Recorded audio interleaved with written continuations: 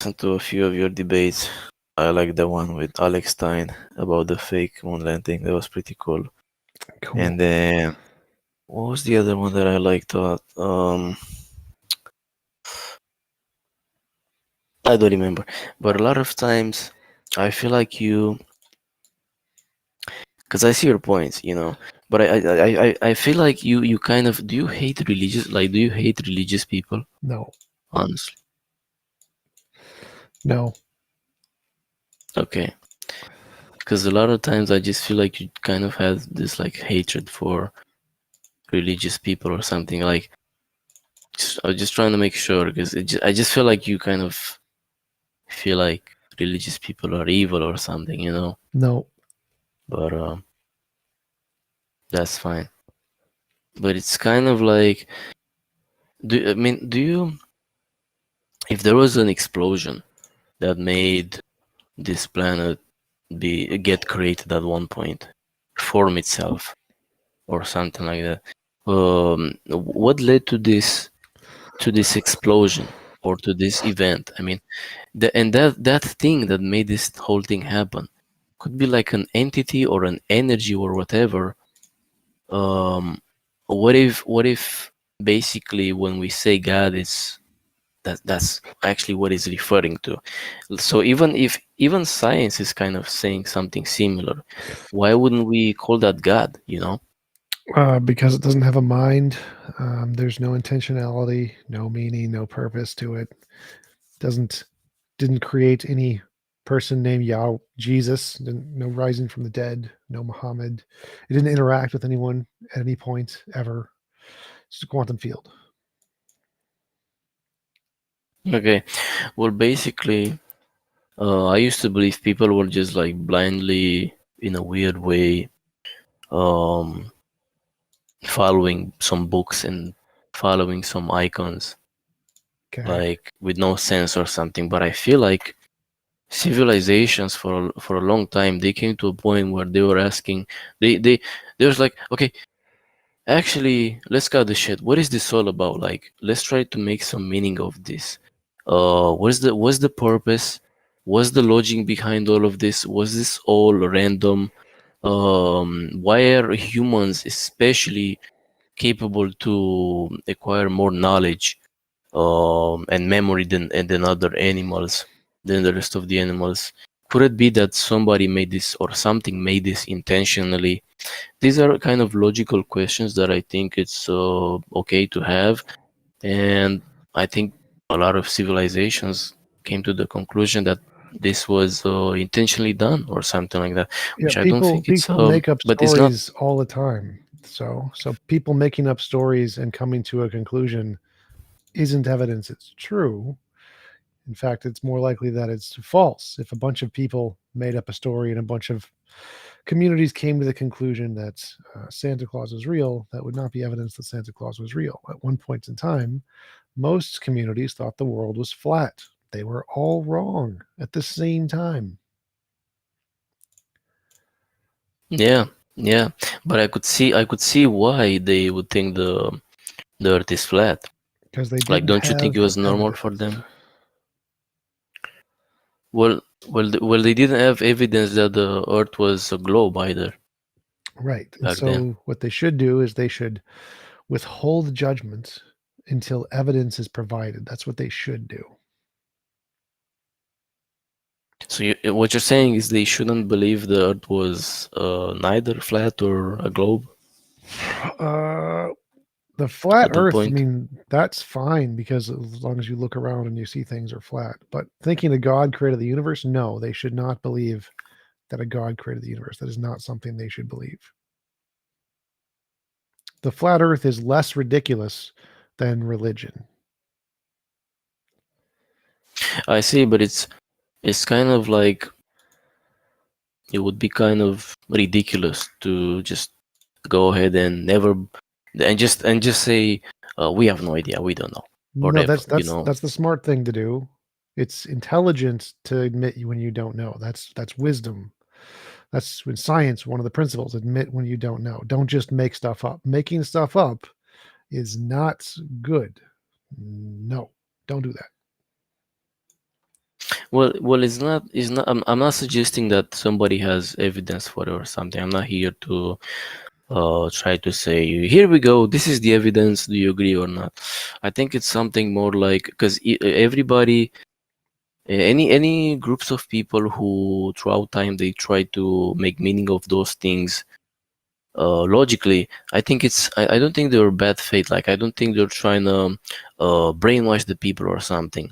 Some of I them think were, but it's. yeah, I could have. most of them were not. They were just wrong. They just were just wrong a lot. So I agree, most of them were not bad faith. They were just wrong. They had wrong ideas about what evidence is. They didn't understand fallacies and biases and illusions and delusions, and so they had wrong beliefs based on those things. Okay, so basically, if we talk legally, say so because we live in a society and we have laws. Say somebody is accused of murder, we play by the legal rules. So now now we have to prove that something did happen.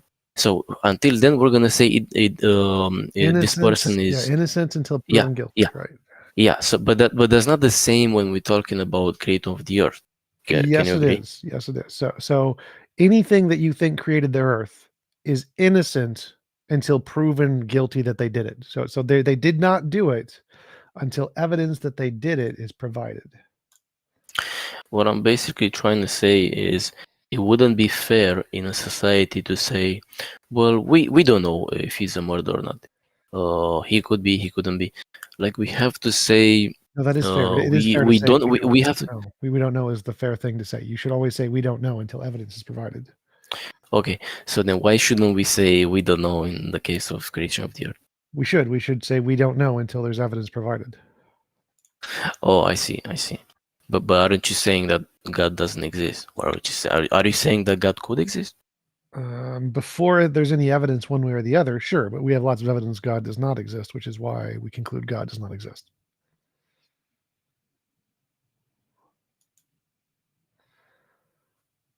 When you say we have evidence for God to not exist, are you saying is the evidence the fact that we don't have evidence for the existence of God? Yep. That in combination with the fact that we have lots of reasons to believe that the things humans make up are purely imaginary. So if you made it up and there's no evidence, we're rational to conclude it's purely imaginary. Okay, I mean that doesn't. I mean that kind of sounds kind of bad faith. Like that doesn't sound logically consistent. Why can't you just say we don't know or could exist? Just like you're saying somebody could be a murderer. Anybody could be a murderer, right? Because we have lots and lots of evidence that human minds make stuff up. So, like if someone makes up the idea of Santa Claus, big fat guy, red suit, white beard, puts presents around people's trees, it's rational for us, given the knowledge we have, to know that, oh, humans make stuff up, so that's probably a made up thing that doesn't exist. Same with leprechauns, fairies, unicorns, Zeus, uh, Yahweh, God, all the same. We have lots and lots of evidence people make stuff up. Therefore, for anything that people just talk about, we can know that it's in their imagination. They've made it up in their imagination. And we don't know whether or not it exists outside of their imagination. So we can say it's at least just a figment of your imagination. And that's probably all it is until you provide evidence, because that's all of them are until you provide evidence. Okay, but so ignore of that. You know, like literally imagine you're thinking for yourself. Yep. Like, don't take into consideration what other people are thinking that they invented Christmas or something. What you yourself are thinking about the creation of the earth. So, Sure. not based on what others are saying, but could you say by just by thinking about it, just by thinking about how the earth was created, or could you then by thinking about it, could you say, yeah, maybe this explosion was caused by an entity um, that is all powerful. It In could exist. only if you had evidence. So what you're doing there is you're making up stuff in your brain. And we know when humans make up stuff in their brain, it's not reasonable to believe simply because they made it up in their brain. It's called making stuff up. So if I, without considering any of the evidence of other people, started to think about what caused the universe, and I came to the conclusion that God created the universe, all I've done is use my brain to make stuff up and I made up an explanation. Is that explanation reasonable? No, because all I did was make it up. For it to be reasonable, you need evidence. You need something that's more than just something I made up in my brain.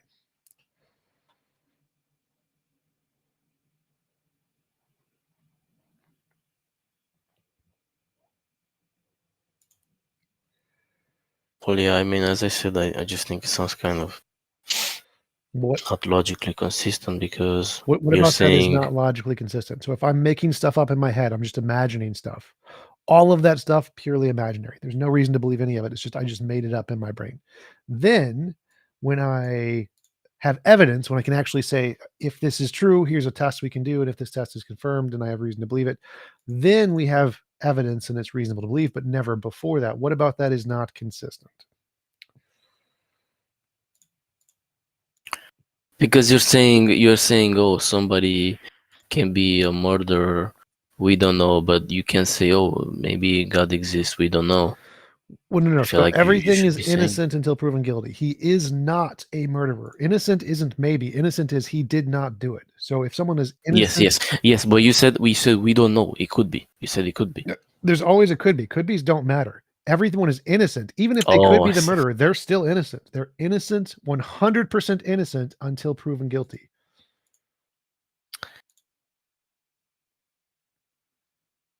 So the could be's don't Yeah, matter. but We that's don't because care. we play by these legal rules. That's how we need to function. It's But just we're not called talking about that. So we don't need epistemology. to we don't need to use this logic. No, But okay, we whatever. do need It to was lose that logic. That's this logic has been employed not only in the legal system but in every system because that's how evidence works.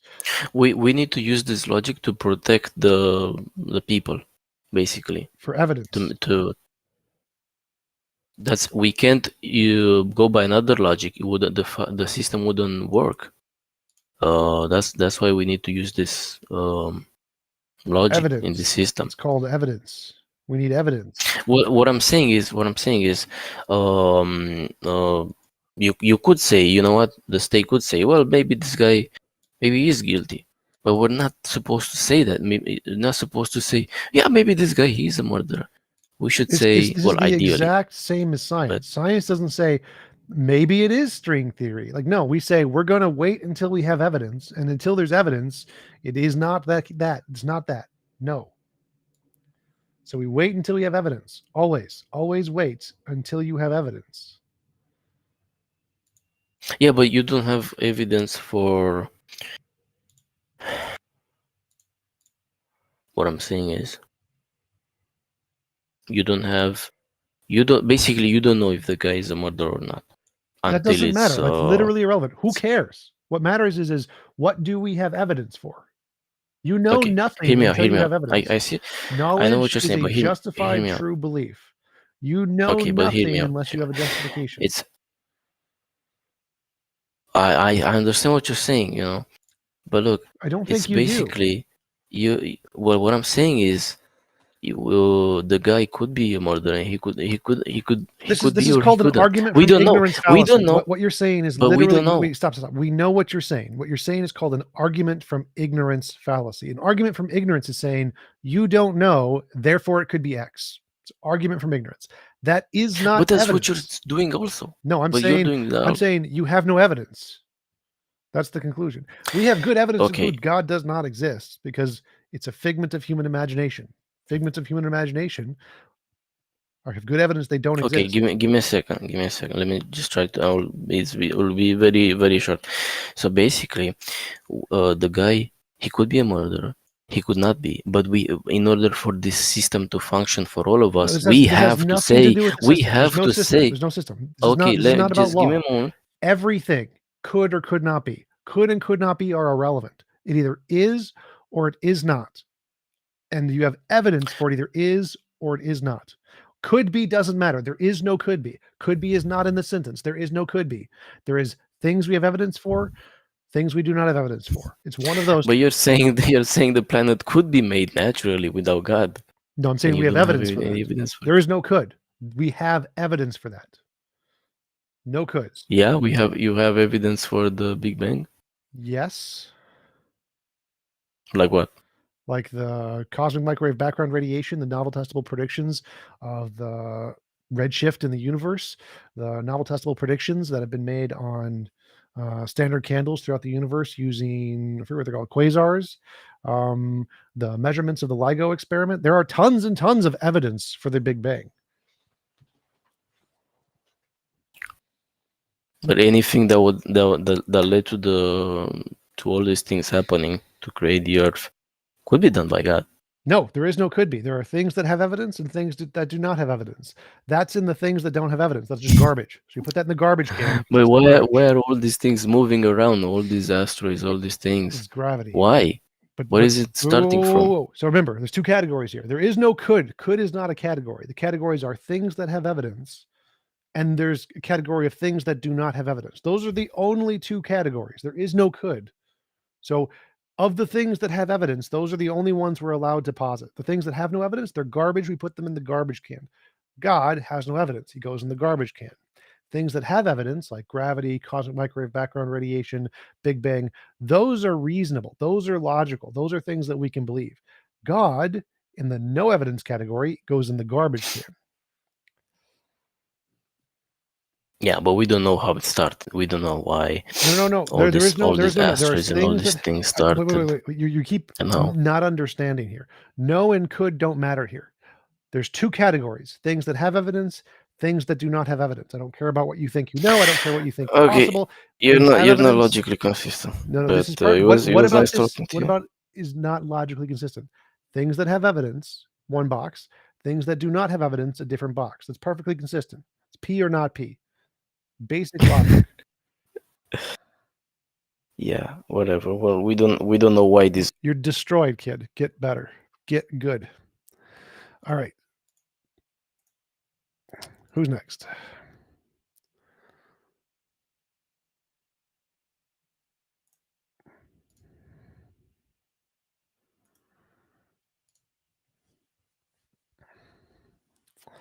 What's up?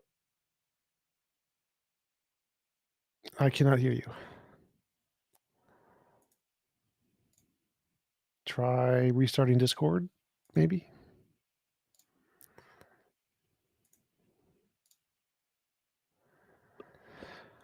What's up? What's up? Hear me? Yep. Sweet.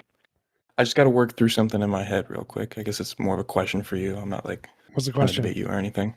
Sweet. So if something's objective, it exists independently of the mind, right? Like No, it exists independently of any opinion of a mind. Okay, that's a little different. So when we say morality is objective, like if you look up, you like to reference the Stanford Encyclopedia of Philosophy. When you look up moral naturalism, and it compares morality to a language like mathematics, like moral truths are like 1 + 1 = 2, right? Moral naturalism doesn't do that. That's No, moral semantics. No. Well, so like there are different models of morals moral are realism that do that, but they're like morality as a platonic object or an abstract object. That's also a version of moral realism, not one I subscribe to. Moral naturalism is that morality is a thing in nature, not a language. So how does that like what form does that take? If it's a thing in nature, like you say, it could be a law of physics, but like, is it something acting upon minds causing it to think that? Sort of. So that's what we.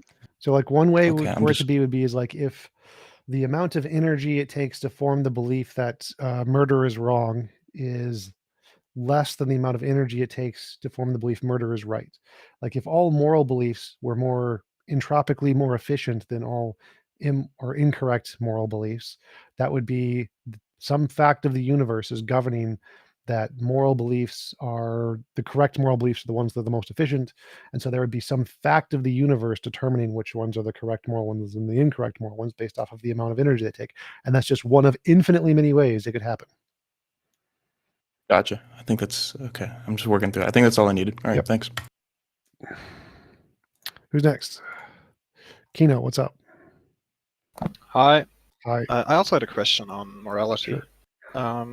I think if I understood your model correctly, you traced all moral events and then saw that it's aligns with what was it?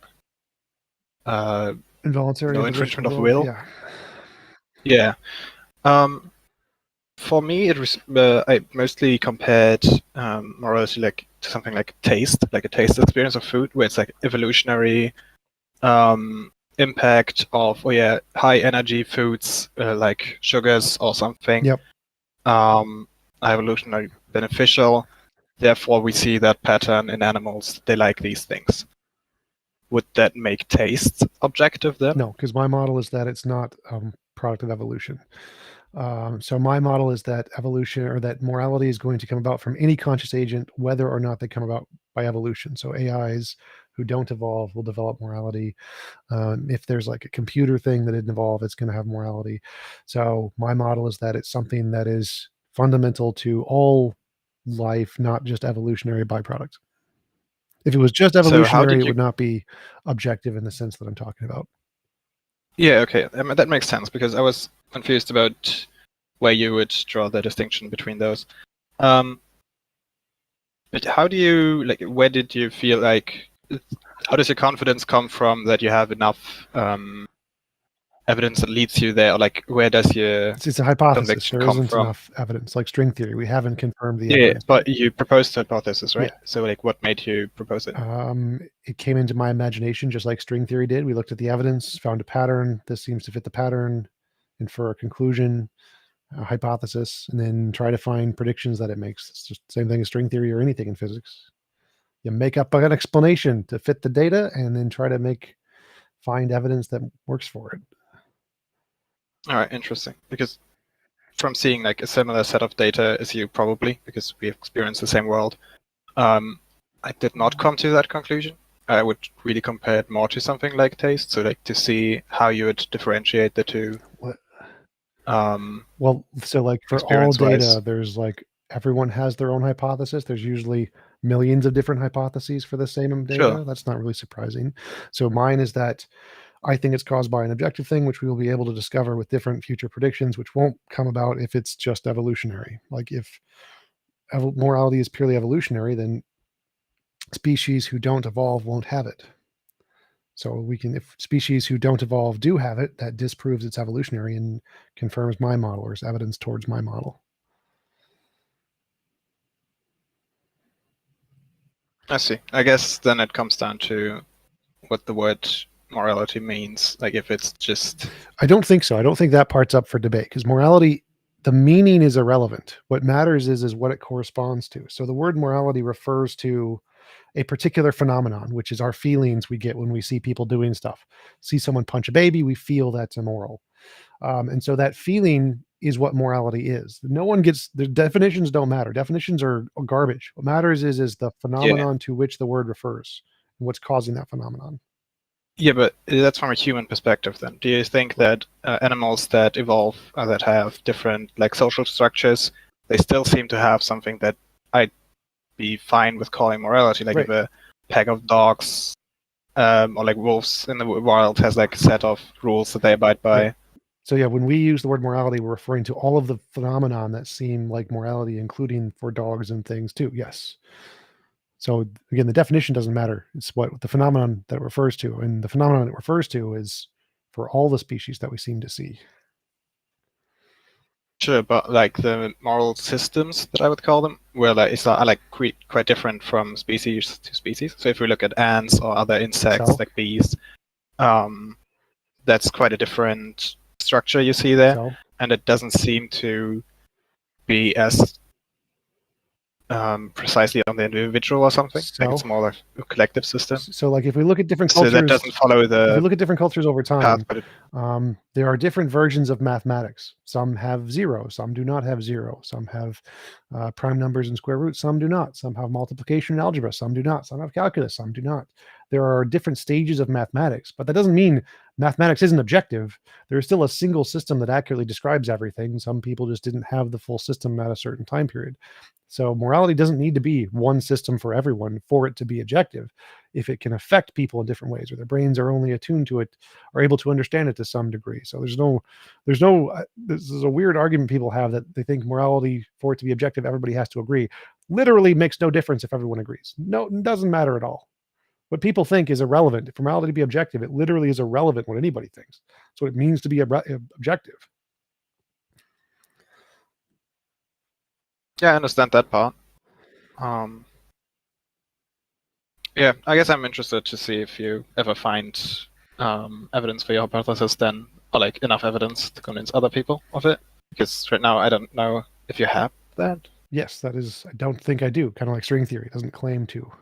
I imagine when we get Okay. AI, it'll start to get a model of morality, and that's when we'll start be leaning more in that direction. But not until then. So AI would then be the example of something that doesn't evolve. Yep. I see. Yep. Yeah. Okay, interesting. Yeah, thanks for listening. Yep.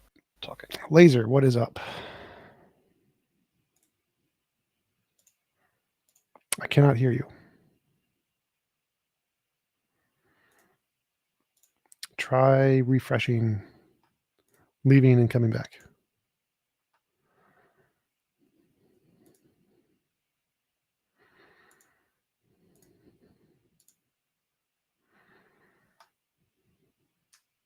Oh, okay. I hope it's better Yeah, now. I can hear you now.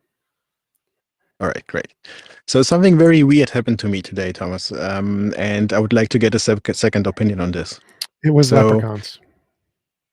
No leprechauns, but I was trying to make a fire. You know, I took some wood and I put it on fire, and then I accidentally touched the fire and it was cold. You know, and I thought, no, it cannot be. And then I put my whole hand into the fire and it was cold, man. My question to you is: do you have a problem with believing this story? Well, I'd say that neither I nor you are justified in believing you had that experience. I would say, like, you would be justified in believing you had a delusion, but you would not be justified in believing you actually touched fire and your sensory experience accurately conveyed to you that it was cold. And the reason for this is because we have no empirical data that it can occur, and the vast majority of empirical data shows the opposite case, whereas we have tons and tons of data of people having delusions, hallucinations, illusions, et cetera, et cetera. And so based on the past data we have, you would be rational in concluding you had a delusion. You would be irrational if you concluded you actually touched cold fire. Man, I thought the same thing. I thought the same thing, and then I put a thermometer in it, you know, like a special device that is like measuring temperature, and it showed that it's minus 25 degrees Celsius. What you would need to do is you need to take the cold fire to a lab, to a science lab, make testable predictions based off this, have other people confirm those predictions, and then be able to reproduce it so that we can all see it and then experience it. And then you would be justified. None of your personal experiences count. Don't care about any of your personal experiences. But what about a thermometer? Nope. Still delusion. Why is it showed minus 25 degrees Celsius? And then I took another one, a different one, you know, because None this of was your like a none of digital your one. personal I took like experiences an matter. analog thermometer and I put None it of your also into personal it, and it experiences also matter. showed minus 25 None degrees of your Celsius. personal experiences matter. Personal experiences are not evidence of things that don't already have an empirical basis. So if you experience Okay, so something, reading what the thermometer says is personal experience? yes, literally. So what's wrong with reading what the instrument shows? What's wrong with that? Are we not doing that in science? If you do it once, it's not evidence. If you do it, have it repeated by other people all over the world and they can confirm it, then it's evidence. So you need confirmation by peer review from other people, reproducibility. That's evidence. Personal experience, not evidence. Personal experience is a hypothesis. I think this happened. That's all that is. No. The thermometer really showed That's you minus think 25 degrees you Celsius. saw a thermometer. That's a hypothesis. Yes. Well, no, it actually happened. Okay, it's still a hypothesis. You had an experience, your personal experience, that you think you stuck a thermometer in a fire and it showed a lower temperature. That's fine. I don't care. What are you even talking about? Are you talking about it? I was hallucinating or what? That is a Man, possibility. I was having like a barbecue, bro. I don't care. Okay, all right. Okay, that's interesting. I've got a second question, if that's okay. Okay. So if you could cut any first lady's hair, which one would it be? None of them. I don't care. Do you have any other questions? Okay, all right. No, that's all. All Right. right. Thank Yep. you. Who's next?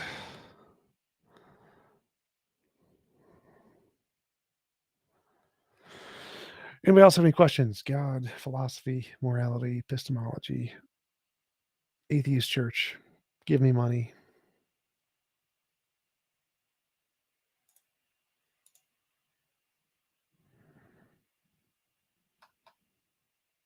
Hey, how's it going? Hey, So this is gonna be like just a general Statement here. Basically, I just need someone to explain how religion is not just a massive cope.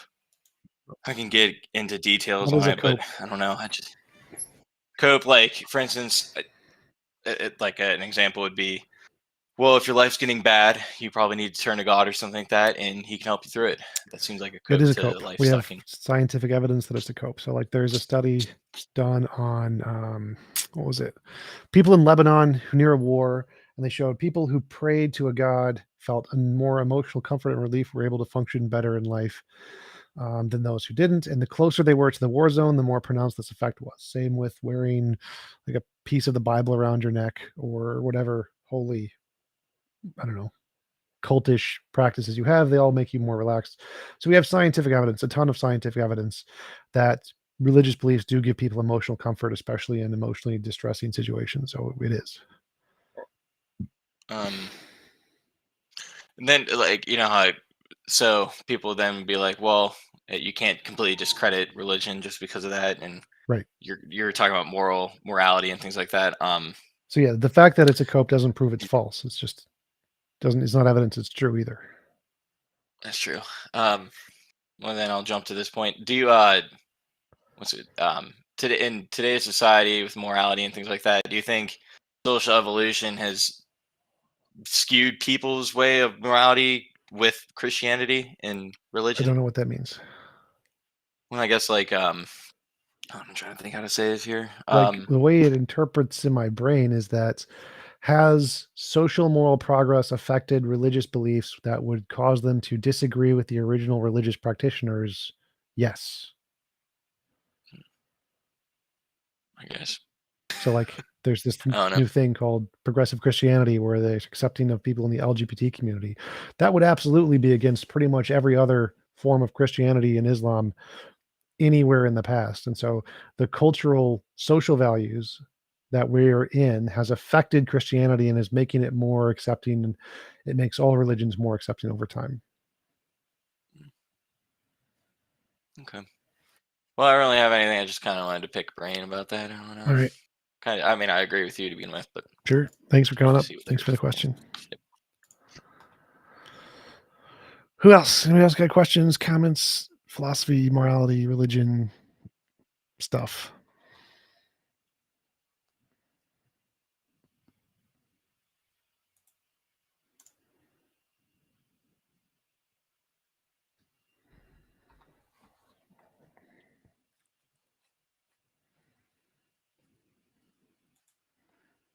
Take your prescribed copium. Yes.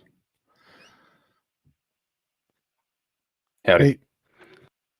Hey, So, what do you think? So, because your whole morality, so you think lack of imposition of will, like that kind of stuff, is better. So, what do you think would be better? Let me see. How did I end up wording it? Do you think it would be better to be able to fulfill your will, or would it be better to or to have something assist you in fulfilling your will, or would it be better to eliminate something preventing you from executing your will? Which one's better? well, one of those is. Wait, say that again. You think they're basically the Say same that thing? again. So so let's say that there's two different things, and one can either make it easier for you to fulfill your will, by giving you some greater ability to do so, and then something else. There is something that is preventing you in some way from fulfilling your will, and you can remove that. Which one of those is better? It would. Or are they just the same? No, neither one of them. They're neutral. It would depend on the situation. So, say I'm playing a video game on hard difficulty, have 1 HP, and I get hit, I die immediately. And you give me infinite HP. You've done an immoral thing. Like, I want to play the video game on hard, and you've made it easier for me. If I didn't want you to make it easier for me, then you've done an immoral thing by giving me an extra ability. Yeah. So it's not moral or immoral. It depends on the desire of the individual. Well, right. So, right. So but in both cases, they're wanting to do something, and they have a very particular goal. One thing is going to make that goal easier, because obviously, if your goal is to play the game on hard difficulty, and hard difficulty does not naturally entail infinite HP, then giving you infinite HP would now make it where you're no longer playing it on hard difficulty. So that would be an obstacle as opposed So to the same thing applies to actually making any case where if you as an individual have set a series of rules and you either want people to be able to interfere with those rules or you do not want people to interfere with those rules.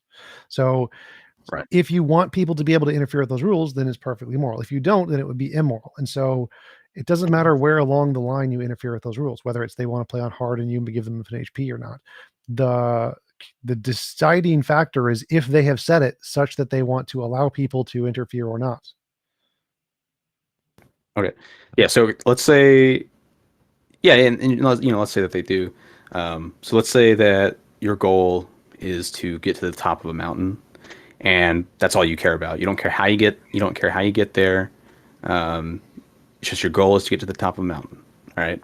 Now let's say that there's one person, and they're going to build you a staircase up to the top of the mountain, make it twice as easy to get up there. But now let's say that there's another thing, and as you're traveling up, there's a boulder in the way, and this boulder is blocking a particular path, and so you have to go and find a different path, and it's going to make it twice as difficult. So is the building of the staircase equally as good as the boulder is bad? Or is the staircase better, or is the boulder worse? It's all what's better? contingent on the rules the individual has set. So if the individual has said, I don't want any changes to myself, and you give them the ability to fly, that would be immoral. If the individual said, I don't want you to change the terrain, and you change the terrain, that would be immoral. It's all dependent on the values of the individual and what they have set as being appropriate. There's no inherent difference in the examples. It is all completely contingent on the individual, on what they think, what they want. Okay, so increasing somebody's ability to fulfill their will is only moral if they want that, and it's immoral if they don't want that. I'm not saying is not okay. Let's say that they want absolute ability to fulfill their will, and they just don't have it at the moment. Then it would be moral to So give it. increasing their, It would be moral to give it to them. Yeah, I know that's what. Yeah, I know that it would be moral to give it to them. What I'm saying is hold on.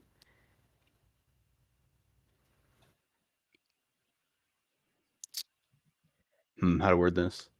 Is increasing. It's like you're asking a question of changing the environment versus changing the individual's capabilities or something. It makes no difference. It's all contingent on the individual. Oh, no, that's not what I'm asking at all. Let me see. Okay, so let's say. So you asked about removing limitations versus added abilities, right? Removing limitations, adding abilities. Those are the two comparisons you're making. Yeah, sure. Yeah. That is completely contingent on the individual's desires, and there isn't any inherent difference one way or the other. All things being okay, yeah. So they're just equal. But yeah, that was the question. Do you think that one was better than the other, or are they equal? And they cannot be equal. There is no inherent values to either one of them. Whether or not any one is good or bad, or whether or not one is better than the other, is completely contingent on the individual, and there is no inherent value to either one. Yeah. Okay. Well, like I said, if somebody's goal is literally just increasing their ability to makes no difference. It's like asking what's better to give people, pizza or an apple. It's like, well, it depends on what the person wants. There's no inherent value in pizza that apples don't have. Well, that's not the type of question that I was asking. Well, it is. You just don't realize it. So that's exactly the type of question you're asking. You just don't realize it because the value of whether or not you're adding abilities or taking away challenges is equivalent to the value of pizza versus apples. It's subjective to the individual. Okay, well, I'm saying like this individual, just for the sake of like the question, the individual was just wanting their ability to exercise their will to increase. That's all they were wanting. They don't necessarily care. Like, they don't particularly care what the. If they don't care more about pizza than apples, then pizza and apples are the exact same to them. Okay. Yeah. Okay. Well, all right. Well, that's all I was asking. Like from like your own personal perspective is what I'm saying. Like from your own personal perspective, which one's from my personal perspective. So like so. Yeah, from your own personal perspective. I would not want you messing with my video games, so they'd both be immoral. Yeah, so they'd be equal, right? Okay. And the reason I asked is I was trying to figure out if there's like some sort of because like let's see what is it? What is it called? Is it utilitarianism? Maybe it is utilitarianism. I don't remember. but maximization of happiness or the elimination of Hedonism? unhappiness. Hedonism, maybe, or Happiness doesn't matter in my model. what's Happiness is the irrelevant. Like no, I know it doesn't matter in your model. That's not what I'm getting at. What's the other one? Not happiness, but pleasure. no, there's Well-being? another term. Well-being. Thank you. Yeah. Well-being. Maximization of well-being. I think that's utilitarianism, right? Maximization of well-being. Well-being. Utilitarianism can be based off of any number of principles. Like it can be based off of the maximization of life expectancy, well-being, happiness, wealth. Anything can be utilitarianism. Utilitarianism is just maximization of a principle, whatever the principle may be. Well-being is specific to certain models, like Sam Harris's model. It's not really accepted in most of philosophy because it isn't well defined. Okay. Well, I mean, I agree. It's not terribly well defined as well, but yeah. So like, there's like certain people think that what's better, or are they equally as bad? Is it better to, if you were to be able to quantify well-being and like you would just use wellness points, is it better to add 10 wellness points to somebody who's sitting at 0, or is it better to add 10 wellness points to somebody who's sitting at -10? Even though like or no, somebody's sitting at 0, they have 10 positive, 10 negative, so net 0. So they're sitting at net 0. Is it better to add an additional 10, or is it better to eliminate the -10? Same thing. And they would say like, oh yeah, okay. So you would say the same thing. Okay, that's what I was saying. That's what I was asking basically. That's all I was asking. When I said same thing, I meant so same as the previous question about the apples and the pizza. It's completely contingent on the individual. Okay. Yeah, that's all I was asking. So like if Just the individual wondering if you hates had having -10, and removing the -10 would be better than adding 10 because they hate the negative more than they like having the positive, then yeah, it would be. Well, wouldn't the yes, but wouldn't the -10, like if they hate having -10, that would already be factored into the -10? That'd be a part of the -10. No, not necessarily, because my well-being and desires are completely separate. Like you can desire to have no well-being. Like I don't want it well-being. I want to be not well-being, and that's perfectly fine. You can desire suicide, and that would be literally contradictory to well-being. And so desires and well-being are separate things. And so whether you add up well-being in a point system or not, how your desires relate to those systems is what I think is more important than the well-being numbers. So yours is like okay. So yeah, you just want fulfillment of desire. Isn't there already an ideology that states that? What is that? Or a philosophical viewpoint that says like the fulfillment of desires? Well, that's too vague because that could be implied in like essentially any different ways. Like desire fulfillment doesn't really say anything. Isn't that egoism? I don't think so. I'm pretty sure egoism is talks about just the fulfillment. It's self-interest. So it doesn't think that. I don't think that has anything to do with desires.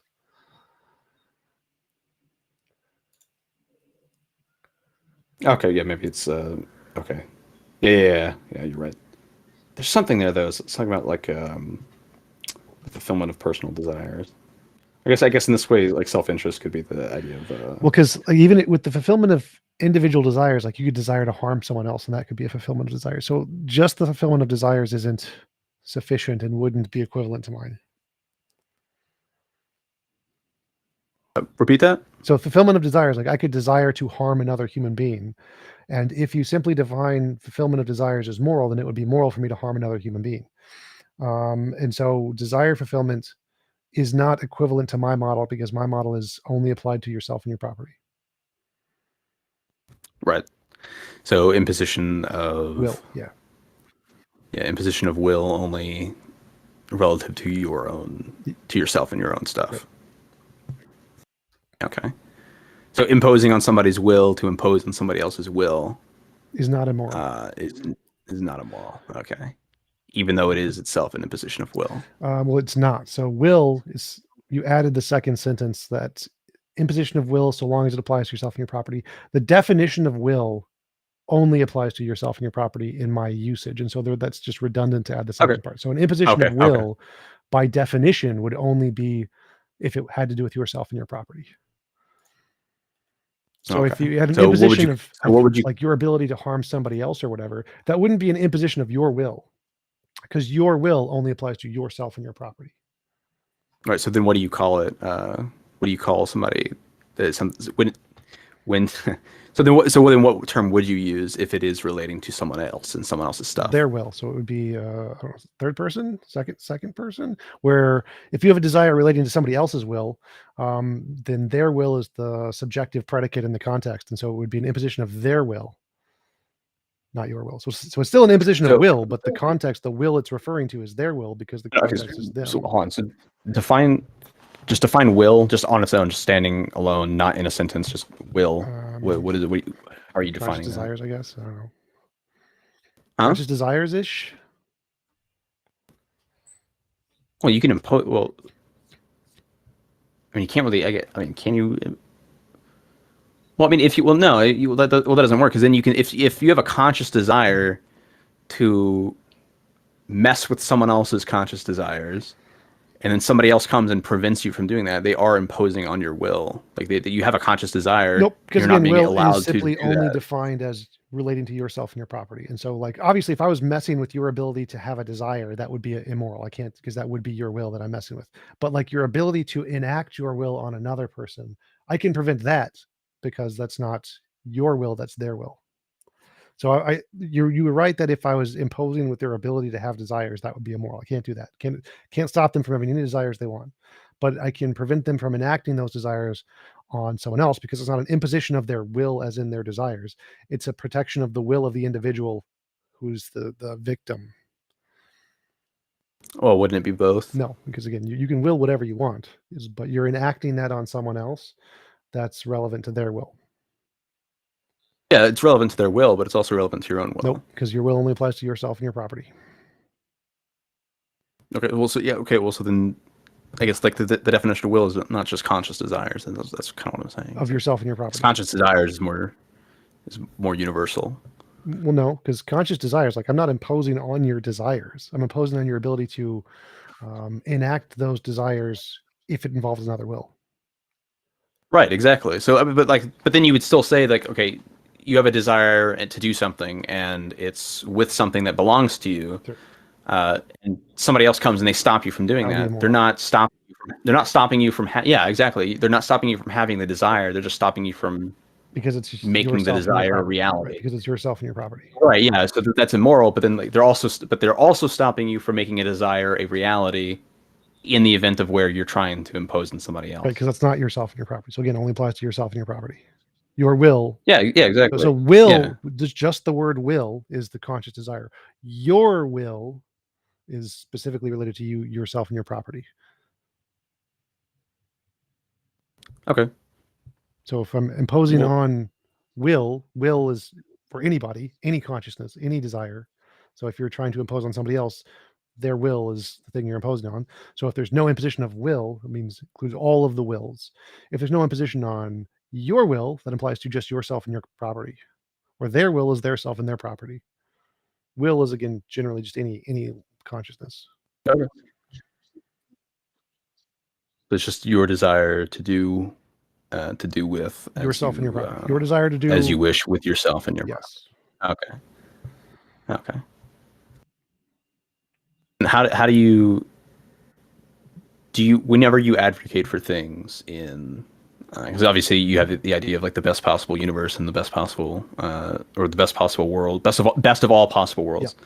And in that, it's like, everybody can just do whatever they want so long as it doesn't affect another person. Yeah. But then how do you translate that into our universe where that's not the case? Right now, there is a massive number of involuntary impositions of will, and so we try to reduce that number as much as possible. The best way to do that is by reducing the cost of living, because cost of living is one of the biggest standards that we can use to assess how much your will is being imposed upon.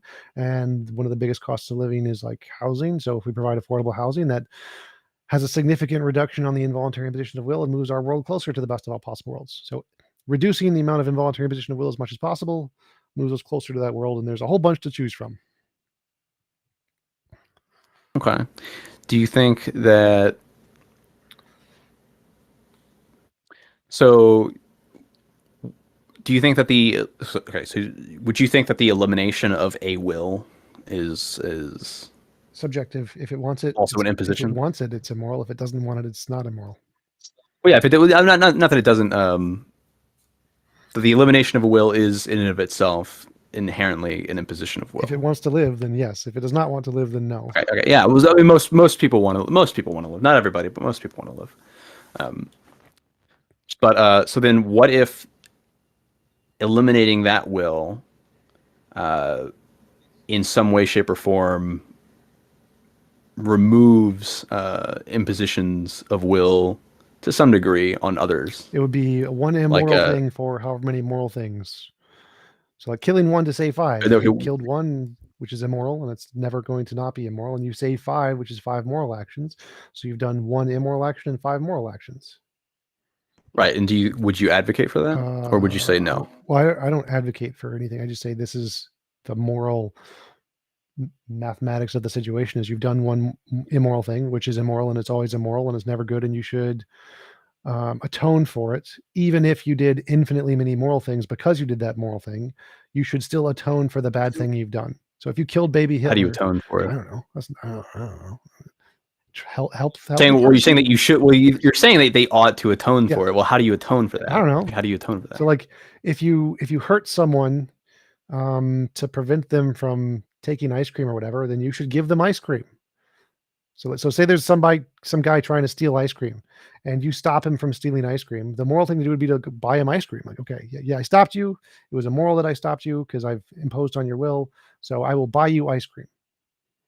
No, he's stealing ice cream. He's imposing on the will of somebody else True. to do that. Otherwise, it wouldn't be stealing. Well, suppose it's just ice cream or something. Yeah. So exactly. Yeah. So it's like what, like. But okay. So what if? But if you were to kill somebody, Yeah, how do you atone for I that? have no idea. I don't think you can atone for that, but you should feel guilty and try if you could.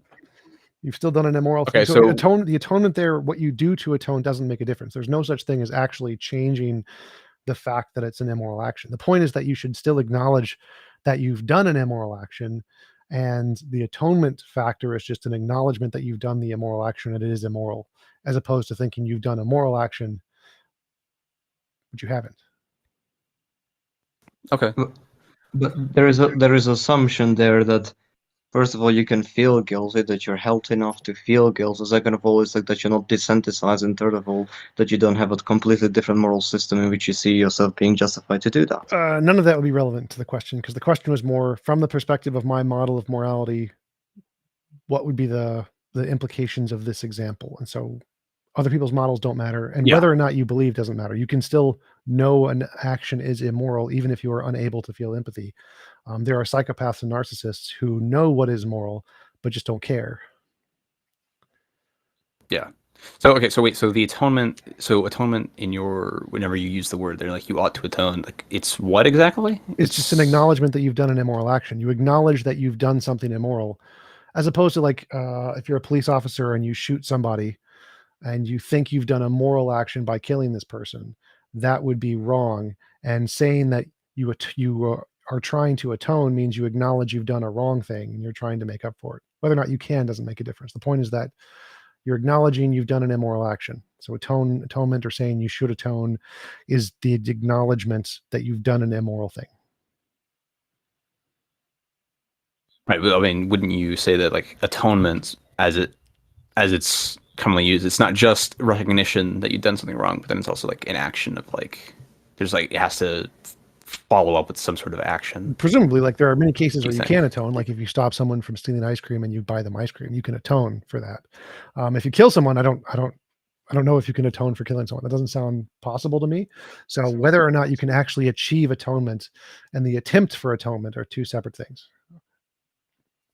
Right. But yeah. So but then yeah. Okay. So like let's again to come back to like. You say you don't advocate for anything. I don't think that's true. I'm sure you advocate for. Give a lot me of money things. and hot blondes. That's what I advocate for. Give you money and Hot what? blondes, Instagram models. Yeah. Blondes, no redheads. No, not really. I think I've seen one attractive redhead, maybe. One, as like a a unique thing to spice it up every now and then. Mix it up, but Like, I mean, surely you advocate, you think lawmakers ought pass X bill or something. I'm sure you advocate for that thing. I mean, you were just talking about affordable housing, but like in order to do affordable housing, like we would have to do X, Y, Z. Well, so thing, like right? there's a difference between a model of morality, which there are no oughts in, and my personal desires, which there are tons of oughts in. You ought give me money right now, all of it, just all of your money. You ought give me money. And so if you're asking from my personal subjective perspective, do I think people ought do stuff? Yeah, of course. Does my model of morality entail oughts? No. I mean, how does it not? You don't need them. Like oughts don't do anything. It's a factual statement. This is moral. This is immoral. What you ought to do, I don't care. So like, I think oughts are hypothetical imperatives, not categorical. So if you want to be immoral, then you ought to do immoral things. I don't think there's some kind of categorical ought there that's relevant. Oughts don't matter. Is it moral if you, let's say, you do moral action, but for a, you would say, a selfish reason or something like that? Yep, still moral. So, yeah. So you believe in objective morality? Yes. Yes, he does, and he doesn't think that motivation or like intent has any bearing on it whatsoever. It's just the action itself. Yep. And in fact, it doesn't even have to necessarily be an action. He thinks that inanimate things can behave. Well, it would still be an action. So it does have to be an action. How can you know that there? No, there is because like an action. Well, no, for something that's like for it to be called an action, at least the way that I'm using it, it would require some sort of intent. Okay, so Or I'm not using necessarily action more in the physical sense, with some interaction kind of a thing. If like a rock falls on you, that would be an Interaction, yeah. action. Whereas like if you have a desire to harm somebody or an intention to harm somebody, but you never do, you've never done an immoral action. Okay, well, so like, let's say like because we're talking about action. I mean, let's say I'm traveling through space in a straight line, and my entire goal is literally just I want to travel through space in a straight line with no blockages whatsoever. And then suddenly, boom, there's a rock. There's like an asteroid in my way, but it's just like floating there. Like, it's not actually doing anything. It's just existing. Like, that's not? Would you call that an action? Yes. Like So existing is an action. Each action has an equal yet opposite reaction. So yeah, it's physically that would be an action. Just existing. Well, there was a force transfer between you and the rock. That was the action. Each action has an equal yet opposite reaction. No. I haven't like touched it yet. I'm just traveling forward, right? Like it's, but I see that it's in my way, and I don't want it to be in my way, right? And like maybe if it's in my way, I could choose to stop, right? Maybe? I don't have to come into contact with it. But it's like you wouldn't call that an action. It's just existing. Yeah, It's it not hasn't doing actually anything. done anything to you yet. It hasn't done anything. There's no action that's taken place. Right. But it's existing in front of me, and I don't want it to exist in front of me. But it's also not. It's not another being, right? I can't. It doesn't have its own will. It just is. It's just floating there. If you literally just don't want the rock to be in front of you or something, and the rock does. Yeah, I don't want it to exist in front of. I don't want it to. I don't want. It acts like I don't want it to enter into my field of view. Okay. But because I'm traveling where I am, and it happens to be towards so there's still an energy view. transfer. There's the photons that hit the object and then hit your eyes and then cause your brain to see there's a rock. That's an action. That's a physical action. Okay, but then it's those photons are what's causing it to enter my view. What if the photons weren't there and I just didn't see it? But then it's like it's still in my way, right? Yeah. And I don't want it in my way. I don't want it. Let's say that I start traveling in a straight line, right? And I don't want anything to exist on that line for an infinite amount of space, and that the rock just happens to exist there. And it existed there before I chose to go in that direction, right? And it's going to exist there as I go in that direction. But it didn't there was no conscious decision for it to get in my way. Yeah, I'd say that the situation of the universe in that case means the universe was immoral, and whatever took place in order to set up the universe in that way would have been the immoral action that led to this situation.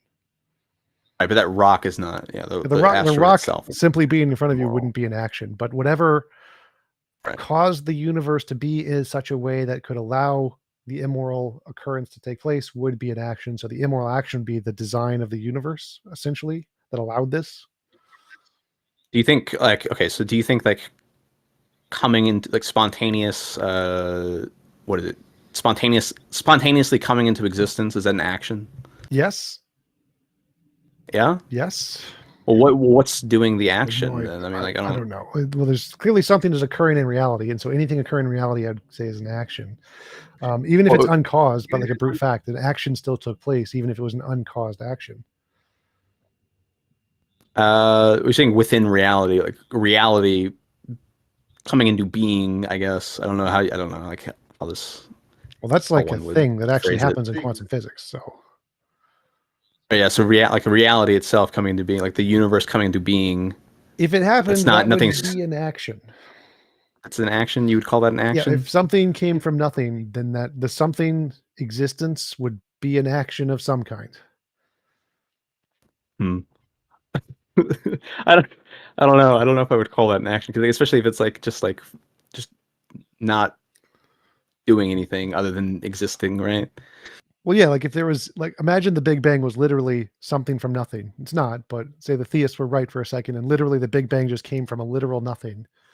The Big Bang would be an action. It's still an action, a thing popped into existence from nothing. Right, but it's an action because it's like it's doing so. It's No, expanding. suppose it's not. It's just matter and magically stuff. everything appeared as is, and nothing else was happening. Like frozen in a single, And nothing like moved. a single moment of time just appeared or something. There was still an action there. The time was not there, and then the time was there. There was an action. Reality changed. Something happened. Yeah. Okay. That's. I don't know. That's just an interesting use of the word action there. Every action has It's an funny. equally opposite reactions. That's the definition. That's the musing action. What's the opposite, equal and opposite reaction to Something coming into something existence? coming from nothing. That's a violation of the second law of thermodynamics. So it wouldn't be, but suppose it was possible, it'd still be an action. Well, what about the second law of thermodynamics coming into existence? What if That would be an action what's too. the opposite? Well, what's the reaction to that? Oh no. So I'm just using the definition of action as used in physics. And if you're saying physics is wrong about the law, the definition of action would still be applicable. So the definition of action isn't the second law. The second law just uses the word action and has a definition. So the second law could still be wrong, but I can still use the definition of action being used in the second law just fine. Okay. So, if okay, so then, well, hold on. So if something came from nothing, how is that an action if it violates the law that dictates what an Well, no, action the law is? doesn't define action. The law uses define action. So like the sentence, Okay. every action is an equal yet opposite reaction, isn't the definition of what an action is. It's just using Okay. So action. what's the so an action does not necessarily have to have a reaction, right? No, there's no logical entitlement Okay. there. So the definition of action in physics is just like any energy transfer or something. It's an energy transfer. Something like that. Well, energy coming into existence would not be an energy transfer, though. Sure, if energy exists, then it was existing and non-existing. That's a transfer from it not existing to it existing. So it'd still be an energy transfer. We just have to consider the Hold on. non-existence like Hold on. a I field. don't think you can. I don't think you can transfer from non-existence. Non-existence is like it's non-existence. I don't think you can transfer from it anything because there's nothing.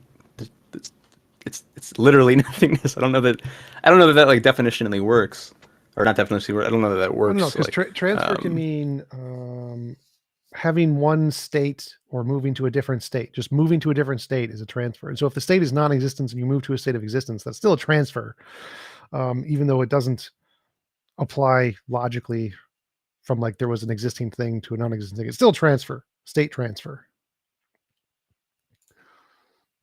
Okay. That was fun though. Yep. I don't know. I'm gonna give it a rest for just a minute. I'll just listen but Sounds good. Who is next?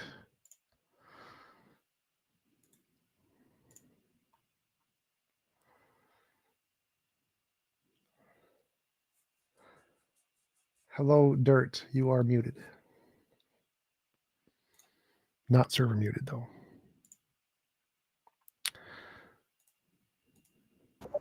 Hey, I think I'm off mute. Okay. Hey, so question on that thread, as you guys are talking about the example of an imposition of will, and then saying how that applies even to inanimate objects. And I just want to ask like an example that was where there is actually not an action at all. Like, what if I just don't like irrational numbers and I want pi to be a rational number? Then it would be you say, immoral like- for in your universe for pi to be an irrational number. You just change it to 3. So the universe would be immoral for Yes. letting it be irrational in the first Yes. place. So if in your universe you don't like irrational numbers, then it would be impossible for irrational numbers to exist in your universe. Okay. And then do you consider it like equal moral resolution for like the universe to change or for me to change? So like either the universe could change and say, okay, pi is 3, or I could start to be happy with irrational numbers. Do you consider those to be equally valid ways of increasing the morality? If you want to change and you change, it would be equally moral. But what if I don't want to change and I just happen to change? Well, like if you actively don't want to change and something causes you to change, that would be immoral. If you don't care and you happen to change, it's not. Okay. But it's not an imposition of will because nothing like imposed its will on me. I was neutral to the fact that it changed. Right. So you'd have to positively not want to change, and then you were changed by something. That would be an imposition of your will. If you don't care, then it doesn't make a difference. It wouldn't be an imposition of will if you don't care, because you don't will it one way or the other. Okay. I guess what I'm trying to understand is like in like religious framings, you have like the serenity prayer, which is like, help me figure out how to accept what I can't change and also change the things I can. And that seems to frame it as like both of those are a valid way to get to a more moral resolution. And I was wondering if you can sort of comment on whether you see like generally the pathway to morality as like the universe becoming more acceptable to people versus also sort of like placing a kind of meta responsibility on like how people want things.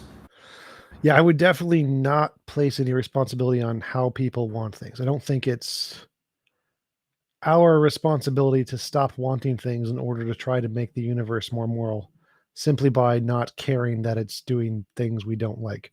So I think that it would be like if we just say we gave everyone a drug that they just stopped being able to care about anything, that would eliminate all immoral action because no one would care. Literally don't care about anything. We'd all just be essentially emotionally dead.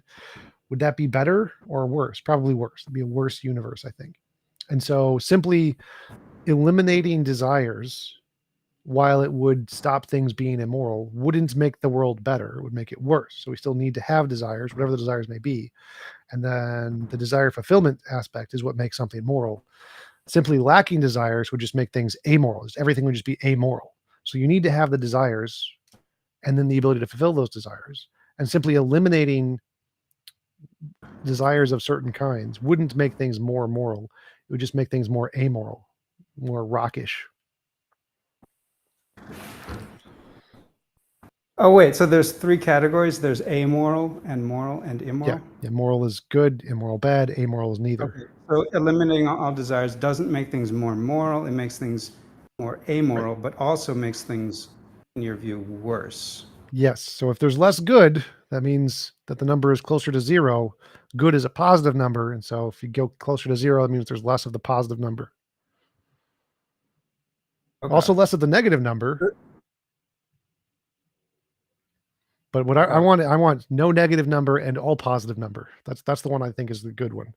The 0 has no negative, but also has no positive. My model has all positive and no negative. So it would be better to have my model with desires and desire fulfillment rather than eliminating desires, which would be 0. Okay. So then I guess then in general, efforts to change what you want, like through like cognitive behavioral therapy or like meditation, like in Buddhism, are not things that you would see as making the world better. if you want to change, it's perfectly moral to do that.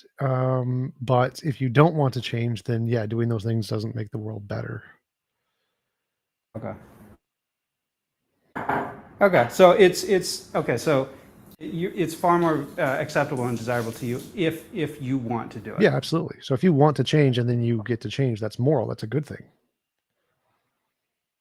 I see. Okay, yeah, but like having that be forced on people with like a drug or something would be bad. Right. So like taking the two options of, let's say we have a drug addict or two drug addicts, and one we go to Buddhism and try to change the desires he has to eliminate desire.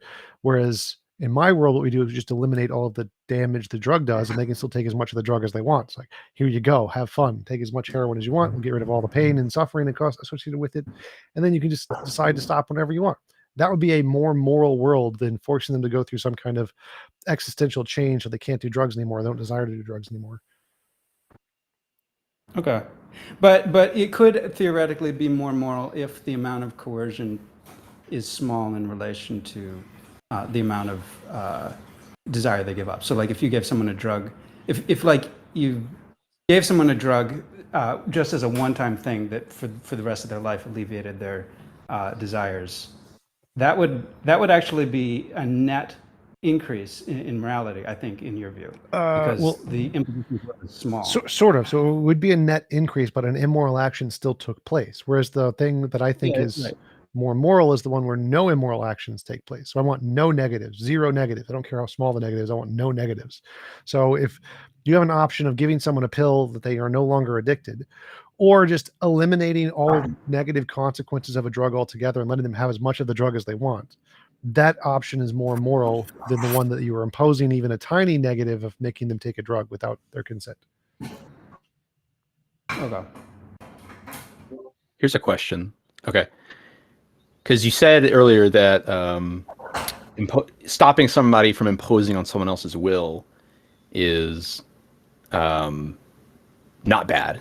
It's good. It's also not an imposition of their will. What if you know that person A is going to impose on person B's will, but you can't directly stop them from doing that unless you, at some earlier point in time, impose on person A's will? So like, let's say like person one immoral action to then do moral action. So it would just be like trolley problem.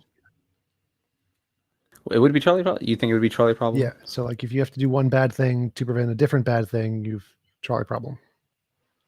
Okay. So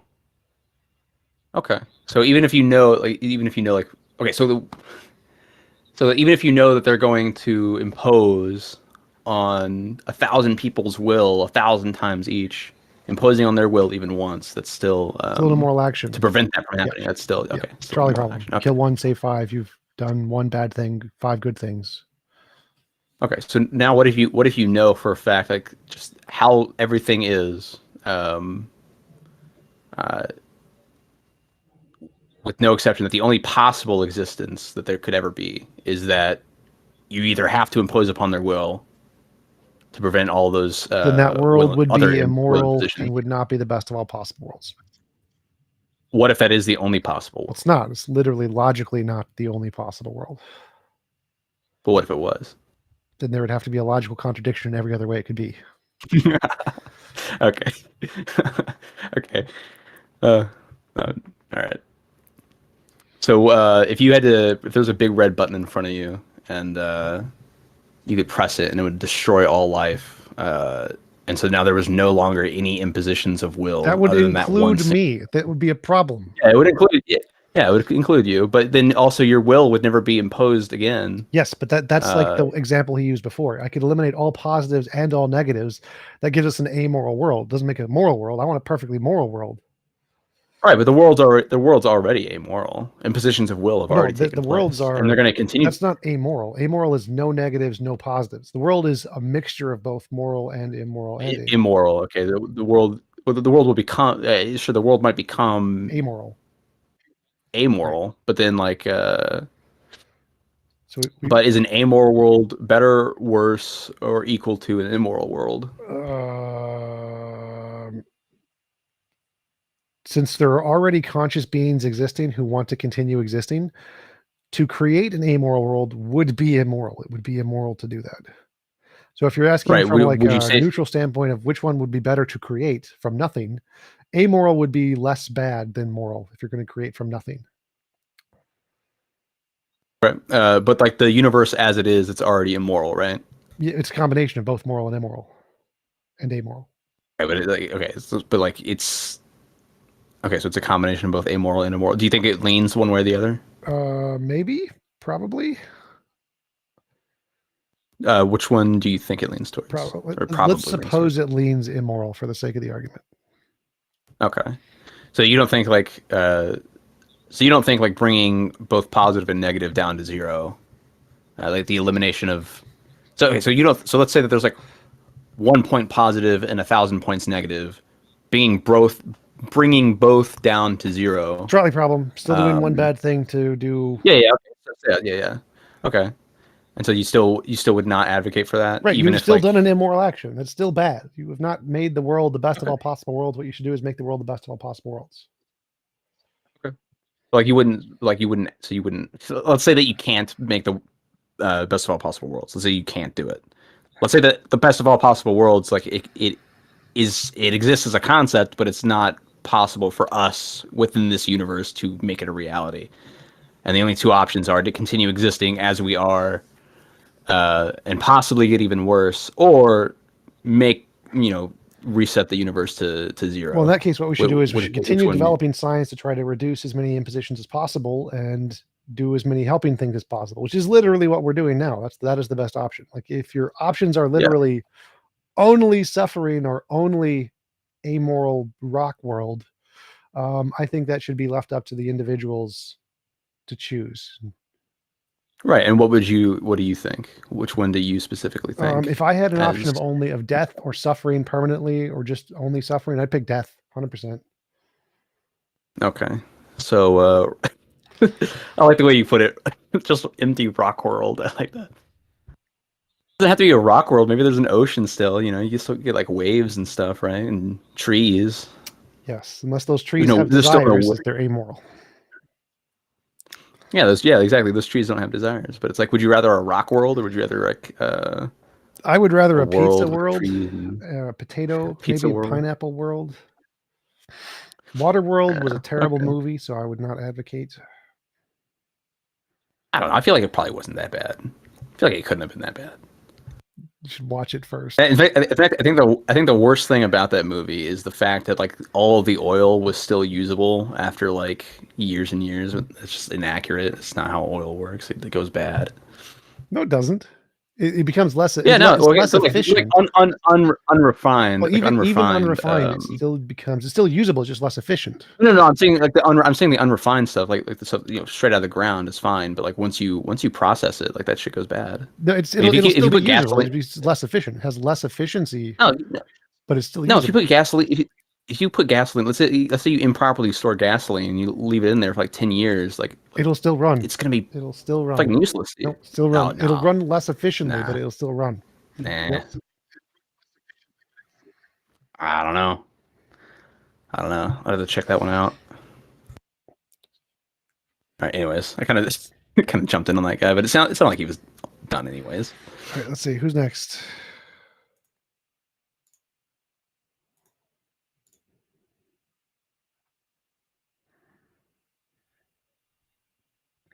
Hello, NSNG.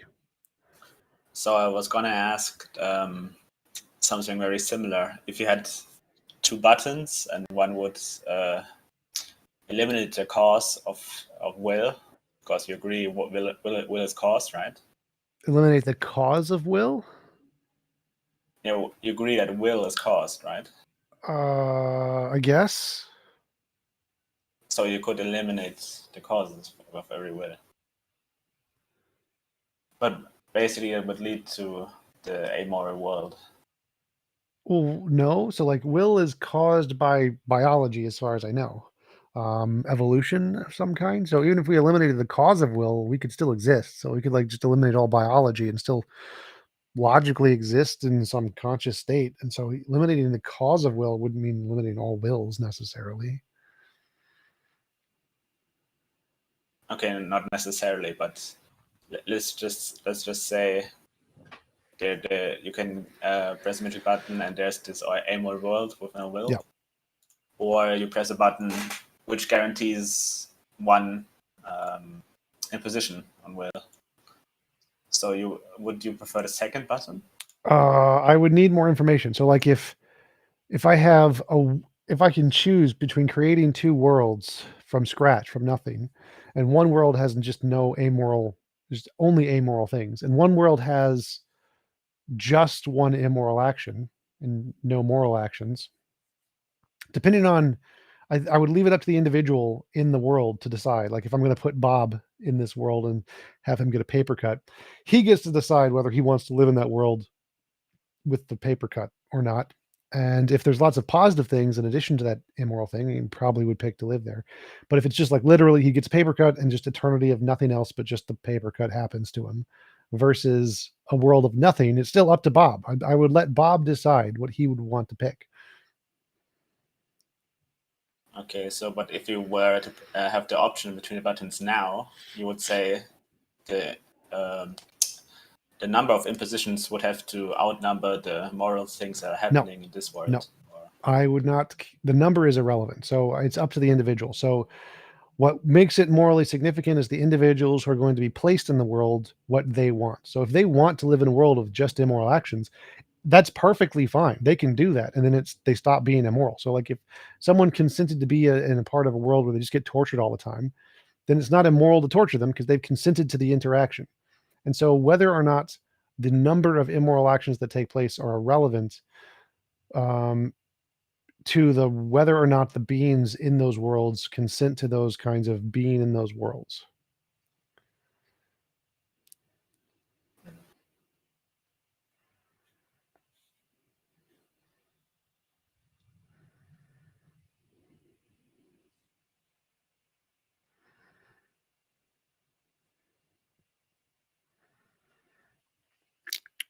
Anybody else? Questions, comments, philosophy, politics, atheist church? Give me money. What if I want To give me money? A to equal A?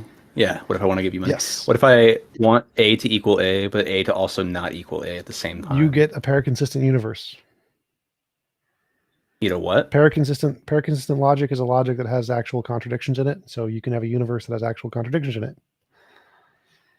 Okay, what if I don't want it to be paraconsistent? You can have it be diletheistic. I don't care. But I don't want it to be paraconsistent, but I also want A to equal A to not equal A at the same time. You can have that. You can have that universe, and whatever it's called, you get to name it. It's your own new thing. It's yours. Awesome, wonderful. Call it the potato pineapple universe. That's all I want. That's my only desire. You get that universe, I get the Instagram model universe, everybody's happy.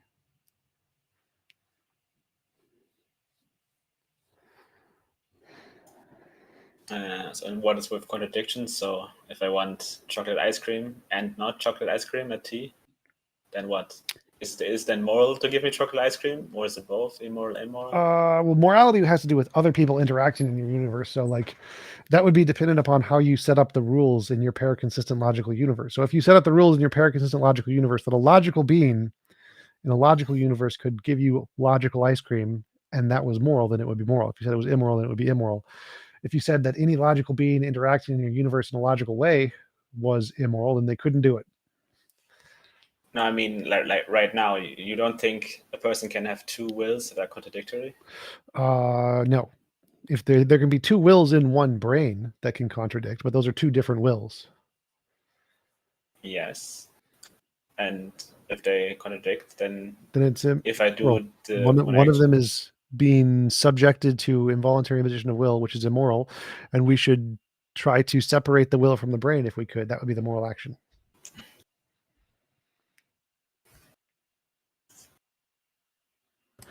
So do you, as you exist like right now, do you think that your arm is like a part of you, Or do you think that it's like it's you are something separate from your physical form, and like it just happens that you have control over that arm? It's more like roses and flowers. All roses are flowers, or but not all flowers are roses. And so, depending on the context of you, the minimum necessary context for you is a conscious state. Whatever causes that conscious state is irrelevant.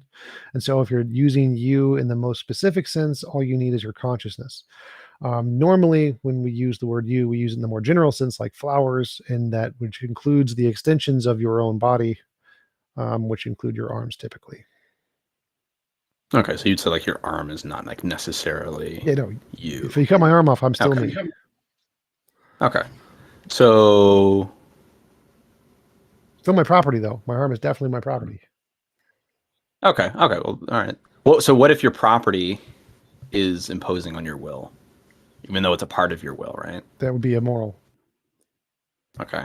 So then would it still? So then it would no longer be a part of your will, or it would still be. It would cease to be a part of your will, or it would still be a part of your will. Well, so involuntary imposition of will is imposing on your desires relating to your property. So if you have a desire relating to your property that it doesn't poke you in the eye, and your back scratcher pokes you in the eye, then your back scratcher has done it. There's an immoral action that has taken place.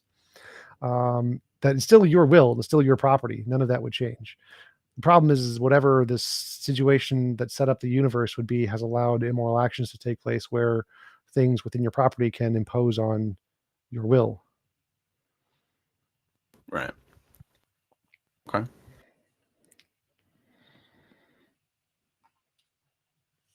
So the universe, what if the universe is set up in such a way that like your consciousness exists and whatnot? But you're just kind of like just there, and like the limits of the universe, like all of the limits of the universe is just enough to fit your consciousness in it and nothing else. Is that an immoral universe? If your consciousness wants more in it, then yes. Okay. What if what if what's the word? Potato. Those people that think like solipsism. Solipsism. What if like you're a solipsist and like you're the universe is your consciousness and your consciousness is the universe, but then like it seems like your will is being violated, but you're not really. Maybe it's not actually. What? Yeah, right. It's like solipsists. They believe like Yes, they are everything. Mind. They're the only thing that exists, right? Right. So like if they're the only thing that exists, then they can still they're imagining, I guess, that they're walking down the road and they're imagining, I guess, the person coming up to them and pulling out a knife and robbing them, right? But yeah, if they don't want to be robbed, it's still immoral. Well, that's the thing, but it appears that they don't want to be robbed, and it appears like an imposition of will is happening. But if the entire universe is their consciousness and or their mind, how would it appear? Like if they have the desire that they don't want to be robbed, that can't just like appear that they don't want to be robbed. That's a fundamental part of it. Do they actually have the desire that they don't want to be robbed, or do they? Okay, so I think about it like this: like let's say so let's say you imagine in your mind two characters, and one character is robbing the other character, and the other character doesn't want to be robbed. It's like that those two characters, like wills, nothing. Right. There's no actual imposition of will there because you're just imagining them, right? Yeah. But solipsism, right. You're not character in the universe. You are the universe. Your consciousness is the universe. Right, but then like the thing that you seem like you are, like the in your body, because like even though you're a solipsist and you have not you specifically, but like in this example, even though the person is a solipsist, their perceptions are still just within that physical, what appears to be a physical form and in that body. Those are just what they're perceiving, but the totality of what they are is so much greater than that. So, but like that body that they're in and the perceptions that they're having, that aspect of them seems like its will is being violated. But then obviously the greater thing that they are, the universe as a whole, the other seeming beings in it. So if they have a desire that they don't want to have a certain experience, Whether or not that experience is physical or not doesn't make a difference. So if they don't want to have the experience of being stabbed and robbed or whatever, and it appears as if they're getting stabbed and robbed, that's immoral. It's the experience is happening is the thing they don't want to happen, regardless of whether or not it's physical or mental.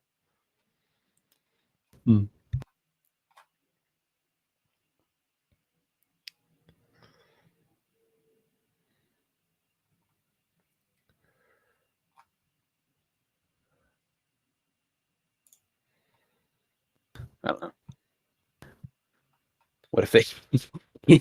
Do you think that somebody can like think that they want something, but then they don't actually want it, or do you think like if they believe that they want it, then they do actually want it? Typically, if they desire they want it, then yes, they actually do want it. What they usually don't want is some unforeseen consequences or something, but those are immoral anyway. So yes, I'd say if you have a desire for it, you by definition want it. Okay.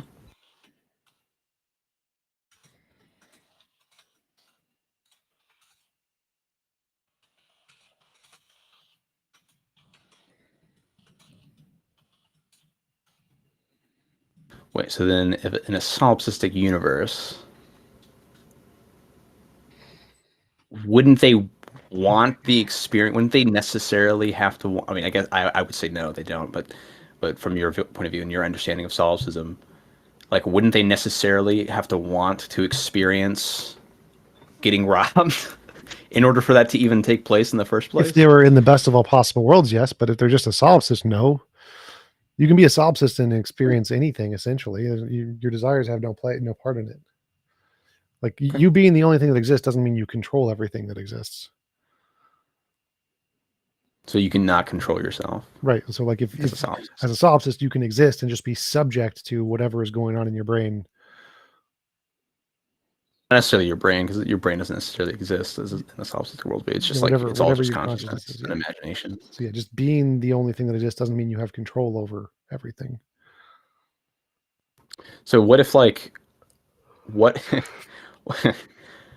if it's some sort of like hive mind solipsism, and like every single person that's having a perception and experience, they're all the same being. You know, it's like, you know, well, you know, it's like the Trinity. You know, they all three separate beings that are also all the same being at the same time. Yes, it is like a contradiction. Yeah, but instead of the Trinity, it's the 7 billion T. So you're a solipsist and you think you're the only thing that exists, and there are 7 billion of you and you all think you're the only thing that exists, and in reality you're all actually just one big mind and you don't know it yet. Yeah. So like panpsychism, idealism. Sure, that's possible. It's just idealism. Yeah, and then like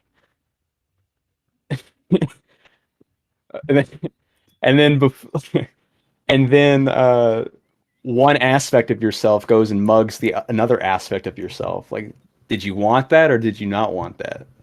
Because I don't know, like what is it? And they're equal parts of you, right? Yeah. So if they're both you and you both desire them, then you've done a moral thing and an immoral thing to yourself.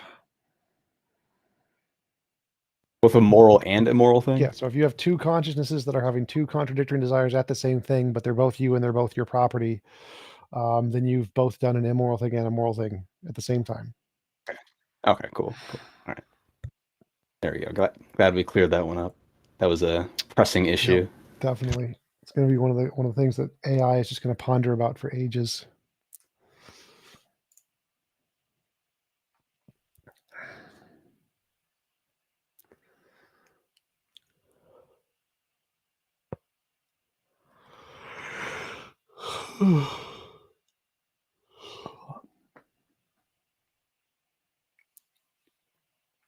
Hello, Shadow.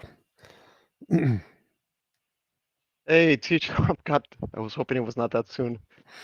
I would love to discuss the electric universe, and you are going to get paid $20 for this. Sure. Sounds good. I love your channel, and I love watching your videos. Thanks. Yeah, well, we've known each other for a while. You were on my Discord for forever. I don't think we interacted that much. Yeah, I was on your Discord. I don't really interact with many people on my Discord though, so I don't interact with people. It's fine. I'm a little nervous about this, but so I believe in the electric universe theory as the alternate model for what our current model believes. And I, as an individual, like to explore my own personal beliefs and study. And I also like to match it to the observable reality. And my question is, have you ever encountered someone or debated someone who believes in the electric universe? Yes, Professor Dave does an amazing video on debunking the electric universe. Oh, oh, I've seen his videos. I don't agree with what the current electric universe other people model things because I watched Professor Dave's videos. He mentioned something about electric universe disproving Newtonian's model, but actually, as myself, as a personal thing, I do believe in Einstein's General no, not relativity. Einstein's. I'm sorry. No, not relativity. My words came out wrong. I do believe in Newtonian's model. Okay. So I don't generally like to. So you reject general But anyway, relativity. Yes. Why? Because I'm stubborn. So I guess I'll explain my model and then we can go over like little few facts here. Okay. The electric universe, my model states that the gravity in celestial object is all affected by some form of electricity and magnetism. And there's a process of law of science that we have still yet to learn and explore in order to explain this phenomenon. Okay. And this model has to do with space being like shining light through all objects. Our eyes tend to filter the light, so we don't generally see it. But say that again. Light. Space. Light. Space filter. Oh, objects. Space filters light through all objects. Is that what you said? No, our eyes. Our eyes filter. Okay. So our eyes see light. I agree. But it also filters some light because realistically we don't see everything in what we observe in our observable reality. Like everything is like when you observe like fog from a distance, everything is lit up, but our eyes does a good job filtering that. Anyway, whatever. And objects that involve plasma produces these lights and effects, and these I get. Yes. Plasma, like the form of matter that is when gases are so hot that the electrons can't stay with the protons and neutrons. Is that plasma? Yeah. I would. Yeah. What is what does that do? What does that have to do with light?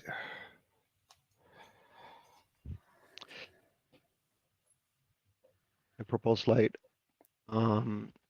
Let's talk about specific ones. I wrote things down.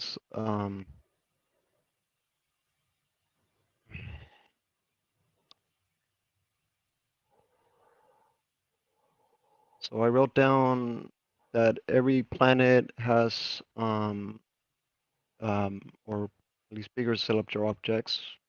Maybe you argue that our moon does not contain a magnetic field. The Earth, Mercury, Jupiter, Uranus, Neptune, and Mars, even though Mars was thought to be contain that.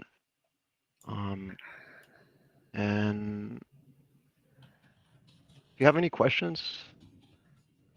I don't understand your model yet. So, general and special relativity made very successful novel predictions. My standard for saying that something is true is if it can make novel predictions. Does your model make any novel predictions? No, because it hasn't been investigated. Well, you can make novel predictions without being investigated. Like you can predict that the Ronald McDonald man will grow to be 50 feet tall and conquer the world in 7 days. That's a prediction. It doesn't matter if it's been tested. You can make predictions about anything. So predictions are like. Well, let's. What? Go ahead. So predictions are just, if your model is true, here is something we would expect to see in the future we haven't seen yet. I believe it can make predictions, but I don't know much to be able to describe like the details of the model, and I'm still having a hard time speaking about this. But well, so my first interpretation is that anybody can make up a hypothesis of anything they want. That's fine. And then yours sounds Yeah, I like a get that. hypothesis. But whatever matches to the observable reality is yeah, I agree. Right. So then you would have to say, for your model to be rational, that- you would have to make testable predictions that you would then expect to be discovered in the future that differentiate it from the current models. Because Einstein did that. Einstein got him right. So his model wins essentially. I get that. And if in order for my model to be true, I have to observe the reality and hypotheses and make predictions and test those. And if they hold true, then we can go further and build upon that model. Unfortunately, I don't I don't have much of that to be able to say much of anything. So in that part, I agree. So The only why thing do I you can believe do- that the electric universe model is correct prior to having any novel predictions?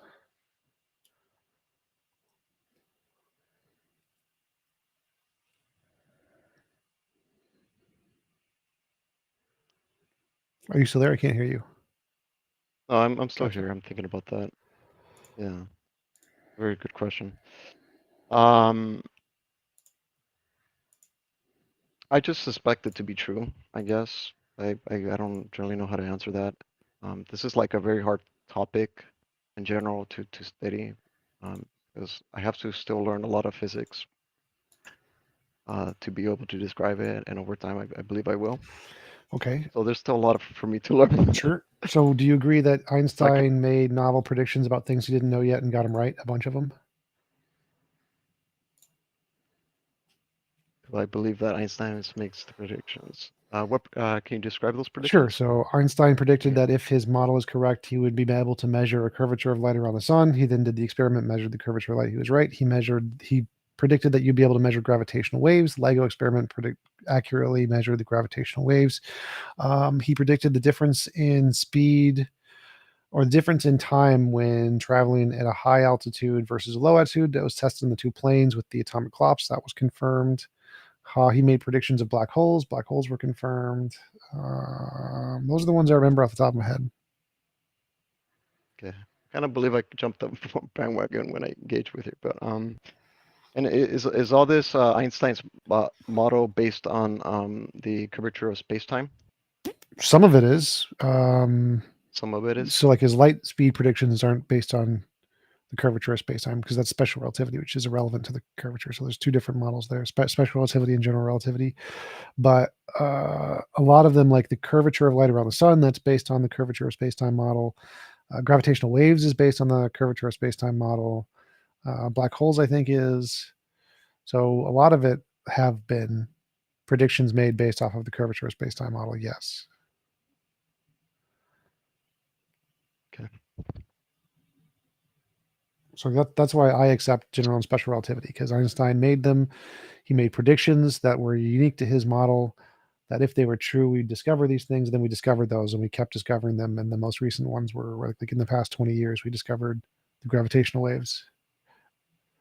And the gravitational waves that has to do with does a wave has to do with the ripples of space-time? Yeah. Oh, with the LIGO? Yeah. How does that relate to the laser beam shining beam mirrors across distances?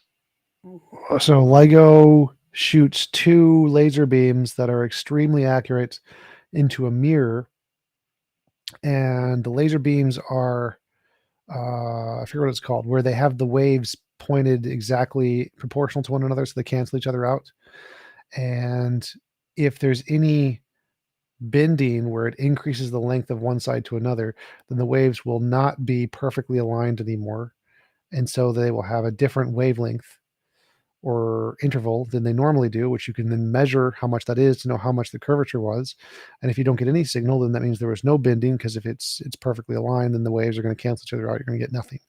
And so that's how they measure gravitational waves, based off of the amount that the wavelengths change going forward and back across the spectrum of lasers.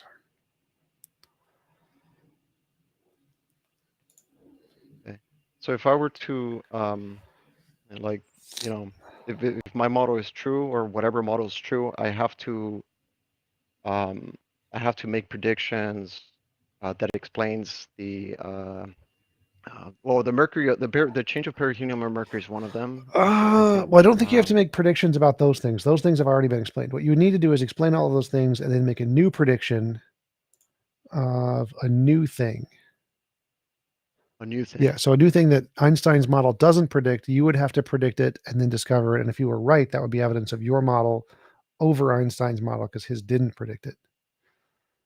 I think I disagree with that. I think it helps to make predictions of the things that Einstein already predicted, because I don't believe in Einstein. So Well, because I'm going like that's post hoc completely- rationalization. So after we already know something, being able to take that thing and fit it into a model is easy. Anybody can do that. It's called the problem of underdetermination.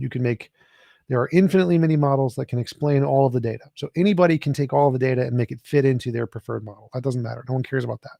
What they care about is the ability to predict new things we don't know yet, because that's very hard. It's really, really easy to take all of the old data and make it fit your model. So I can like say the entire universe was... But I need to build upon the model. That's the thing. Yeah. So to build upon the model, you got to predict something new that we don't know yet, that we haven't seen yet, because that's very hard. Okay. Okay. As opposed to the perihelium, the mycosamorin, and the LIGO experiment, I had to be able to predict something new with my model, which I have to develop, which is fucking tough. Because I said I did jump the bandwagon when I was talking to you, and if I can do that, then then that would be genuine evidence for your model for sure. Okay. No, I agree with everything you said. I wish I could talk more, but thank you, T-Champ. I really enjoyed this, and you're gonna get $20. Thanks, appreciate it. Wish you well. Yeah, absolutely.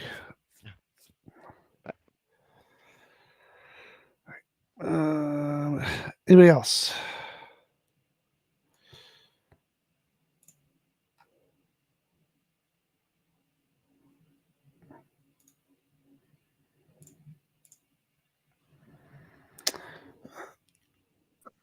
Hello. Hi. I had a question actually about your moral view. Okay. It's sort of a normative concern. So your principle, correct me if I'm wrong, that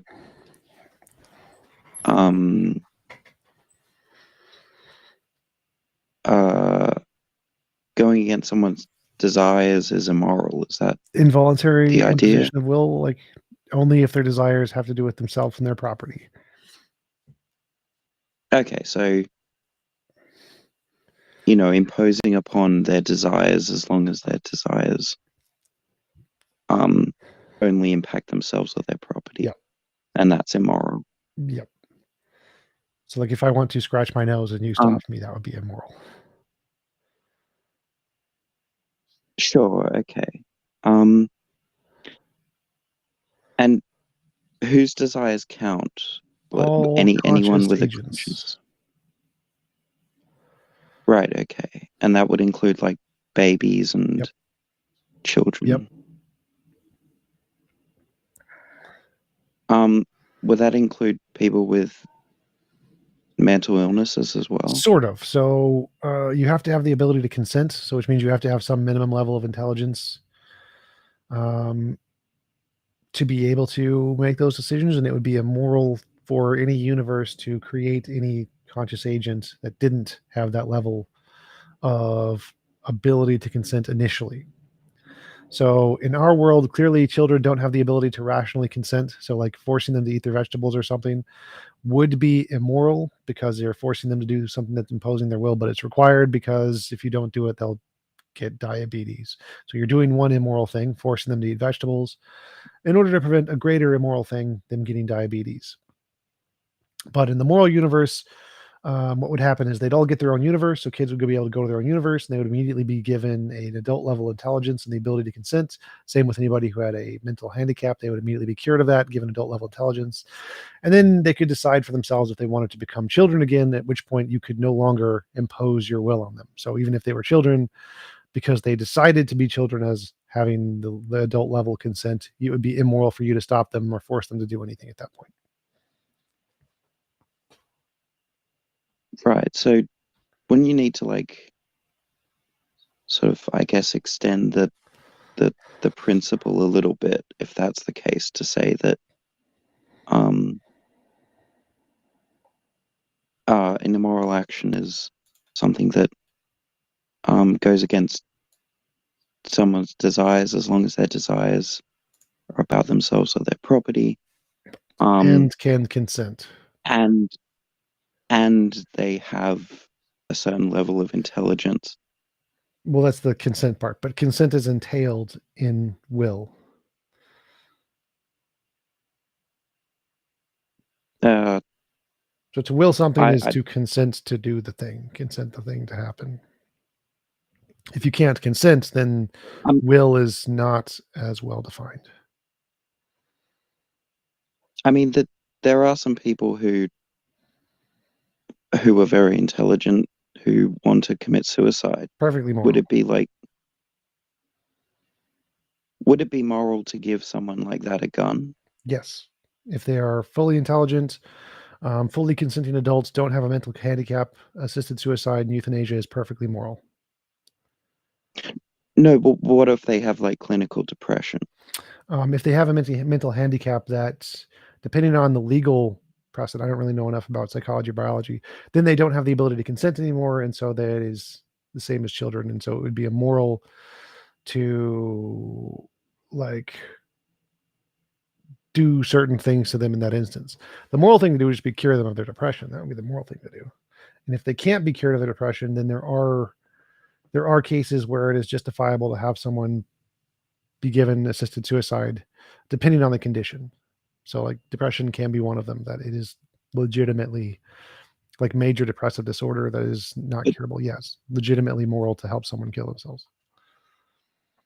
But they have a desire, right? They have a desire to say, look, I want to die. Can you give me a gun? Right. And it seems like, on your view, it would be moral to give that person a gun. Yes, if they're fully consenting adults, then yeah, it's moral to give them a gun. I mean, I think that's immoral. Like, do you think I'm like irrational for believing that? Yes. So like if someone, I'm irrational for believing, if someone is suffering from like depression or ALS or Lou Gehrig's disease and they want their life to end, then it is moral to help them to end their life. And if you think it's immoral for someone to help these people in their suffering, then yes, I would consider you irrational. no, it's not that I don't want to help people. It's not that I don't want to prevent suffering. Of course I want to prevent suffering. It's just that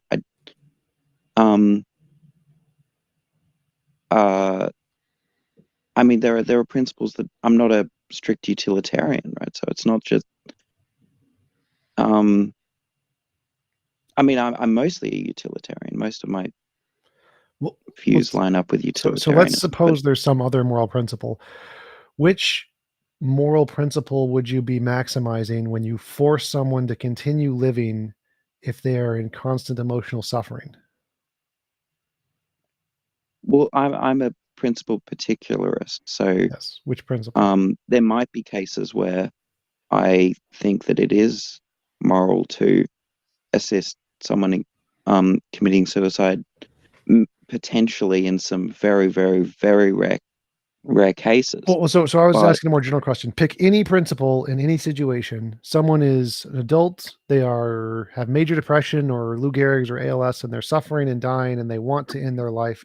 What possible moral principle could exist that would make it moral to prolong their suffering?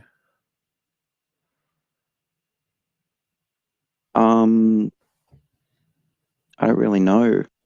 Like, I don't hold to any principles per se. Certainly not any non all things being equal principles. Well, the question is like, what Like I could said, make I'm a it principled moral? particularist. What instance could could make it moral to continue this person's suffering? I mean, I don't really know. I'd have to think about it. Okay. But I'm just saying that, and I can grant for the sake of argument that if someone is in, like, let's say someone has a chronic medical condition and they've given 2 weeks to live and they're in constant pain. Well, let's say know they have 40 years to live. 40 years to live and they'd be in constant pain. And if we know they're going to be in constant pain, then potentially it might be moral to. Let's say we don't even know. Let's say we just have evidence to conclude that most people in this condition are in constant pain. You're probably going to do this. Who knows? Maybe miracles could happen, but this is most likely what's going to happen. I mean, yeah, as the circumstances change, I don't really have a strong view on that. Well, mine is like, so based on the evidence we have, there's lots of suffering. This person does not want to go through suffering. It is moral to give them a gun.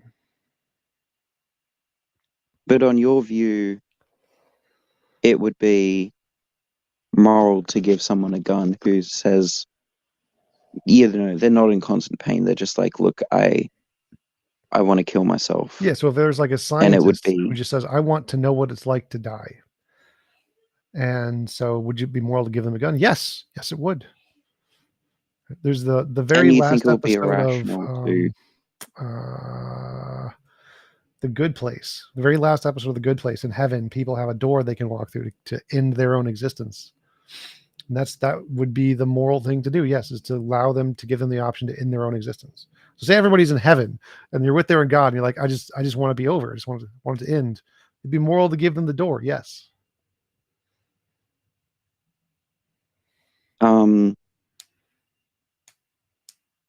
Yeah, I mean, that seems bizarre to think that it would be moral to give someone a gun if they're like, yeah, I just want to know what it's like to die. You know, I have a family, I'm not in constant pain, but you know, I just want to know what it's like to die. And it would be immoral not to give them a gun. It seems no. It would be moral to give them a gun. You're not obligated to give them a gun. So if you don't, you're not being immoral. Okay, fine. Either way, fine. It's moral to give them a gun, or if they go to shoot themselves, you prevent them. Right? You're imposing upon their desires. That would be immoral. Right. I mean, that seems bizarre. It's their body, and if they're rationally adults consenting to the action and you're forcing them to stop and imposing your values on them, it's obviously immoral. But wait, hold on. What if you don't want the sound waves from the gun going off to reach your ears, and then you stop them from shooting themselves to prevent that from happening? If it's in your universe, it's moral to do that. So if they're in your universe and they're trying to suicide in your universe, like, bro, no gun sounds are allowed in this universe. Come on, immoral. But what if it's a shared universe like this one? Then the rules of the universe would have been agreed upon by both parties, and whatever they decided upon would determine which action is moral or immoral. Okay, so it's like this one. It's a shared universe, and none of the conscious beings had any say in how the universe was. The universe is so it's just the universe like a random universe, and they just decided we consent to go into this random universe. What? It's just like this one. So within our own universe, like somebody tries to kill themselves, and it's like they want to die, and it's their gun. They bought it with their money, and they got all the ammo, all that shit. It's legal. And they're even in a country where we could even say that they're in a country where suicide's 100% legal. Well, so if both parties consented to be in this universe, then neither would be immoral. If both parties consented to be in a universe where all these things are possible, then both neither would be immoral. Anything would be immoral, essentially. Let's just say it's this universe. Let's just say. But if they were forced say, to be in this world, if that being was forced to be in this world without its consent, and it wants to kill itself to get out of this world, stopping it would be immoral, because you're imposing. Even if it's to stop the sound waves from reaching my ears. Yes, because again, world isn't your property. You don't have a right over the sound waves. Hmm. Like if it was your property, wait, yes. Wait, hold on. Wait, so are you against? Wait, hold on. Are you against regulations restricting how many decibels you're allowed to create in a suburban environment? Well, those are owned by the government, so the government has property rights over those. Oh, okay, so so the government owns the sound waves, not you. Okay. Yes, so the government can say no suicide here. This is a sound regulated area. It's illegal to shoot guns here. Okay, all right. That's all I was wondering. I mean, I just don't know in virtue of why and I'm not a moral realist, so maybe that's why, but I don't know in virtue of what I'm irrational for thinking that it's immoral to give someone who wants to kill themselves a gun. Like, I just don't know. So a person has been forced to live in a world they didn't consent to being in, and they want to escape it, and you're stopping them from escaping it. Look, I understand that, obviously, right? That just means that they want to kill themselves, right? That they want to escape the world, right? Right. So, like, giving them a key to escape the world would be moral. So, like, if someone's in Auschwitz and they want out, and you give them, hey, here's a key, go, that's moral. If you don't give them a key, that is not moral. Yeah, no, you keep going to sort of extreme ones like Auschwitz and like chronic medical conditions and stuff like that. And to see the obvious implications. So if someone is in a world they did not consent to be. No, look, the point is that I might agree with you in certain circumstances that it's moral to give someone a gun. However, somebody with no chronic medical condition. Also, I'm trying to draw the connection here is that the commonality of all of these things is that if someone is in a situation they do not consent to, regardless of what the situation is, whether it's Auschwitz or ALS or cancer or depression, or they just want to experience death, if they don't consent to being here, if they did not consent to being in this world, they were forced to be here against their will, is it moral to help them escape? Regardless of the situation, yes. Okay, no, and I'm saying I just disagree with that, right?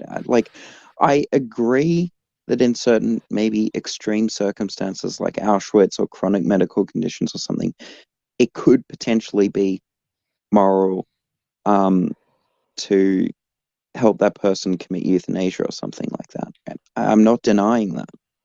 But what I am denying is that it's always moral, right? Well, that case I was just explaining you can take circumstances where there is no medical condition, there is no Auschwitz. They just like, yeah, I just feel like dying, you know. Yes, because they don't consent to being here. So if they are being forced to live in a No, world, I understand that they don't consent, but there are many things that people don't consent to that I think that it's moral to do them. I think that it's moral to bring my cat into the vet when they're unwell. I think it's moral to. That's not an adult. That's not a consenting adult. So if a consenting adult did not want to go to the doctor, understand that, but and I'm you just force them to go, saying that that- would be immoral. So you have to bring the analogy. So what would you be allowed to do to a consenting adult who is perfectly rational if they don't consent to doing what is a moral thing to do against their will? Yeah, look, I understand that. I'm just wondering, in virtue of what I'm irrational for disagreeing with that. Because I don't think you can rationally give an example of a case where you are able to force people who are consenting rational adults to do things and have it be a moral example. You have no instances of this. Well, so let me try. Well, let me I try to think give an that's example rational. of something like that. Well, let me try to give you an example. Okay, so let's say I'm a time traveler. Okay, and I'm from the future, and I meet somebody that in the future they want to be alive. They are glad that they never died before then, but in the past they were suicidal at some point. Okay, and they did want to die at that point, but now they wish that they wish that they weren't even suicidal. I go back in time to when they were suicidal and they did want to kill themselves, and I give them a gun and then they kill themselves. Is that immoral? Nope. I think Really? that No, because like that. But would I not be violating? Their Would I not be future violating wills? future them's will? Yeah, future will. Because do No. you own as an individual? Do you own all of your past, or do you not own your past? I don't. Does your past own your I future? don't even know, because it depends on how you design your universe. Essentially, which version of time has priority. So it'll be up to you. I don't know. I don't know how the universe works in that way. see, I think that's immoral. Time. So no. Giving that person the gun, right? So you said that wouldn't be immoral. That would be a moral thing to do, to give them the gun. I think that would be an immoral thing to do. So there's an example. Well, time travel think, is tricky for several reasons. So that's not really an example. But like, Well, fine. Let's just take the time travel out, right? Let's just say that somebody wants to die, and we don't really know whether they'll want to live in the future or not. But we've got reasons to believe that they're probably going to want to live in the future. But at this moment, they're a consenting adult and they want to die. I think it would be immoral to give them a gun, but it seems like on your view, it would be moral. yeah, it's to still give them moral. So a it's gun. why would it be immoral to give them a gun? What immoral action have you done?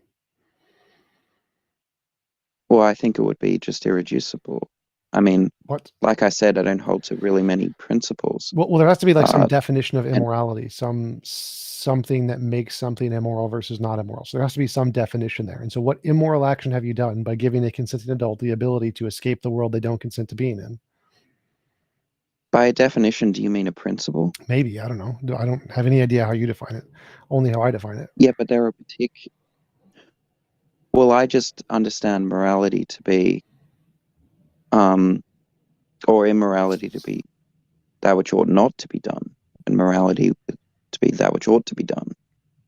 Well, that's And just I a think that that's tautology. dependent. By your definition, that's a tautology. So you just still say it ought to be done because reason X, Y, and Z. And so there has to be a because reason X, Y, and Z that determine what makes something moral and immoral.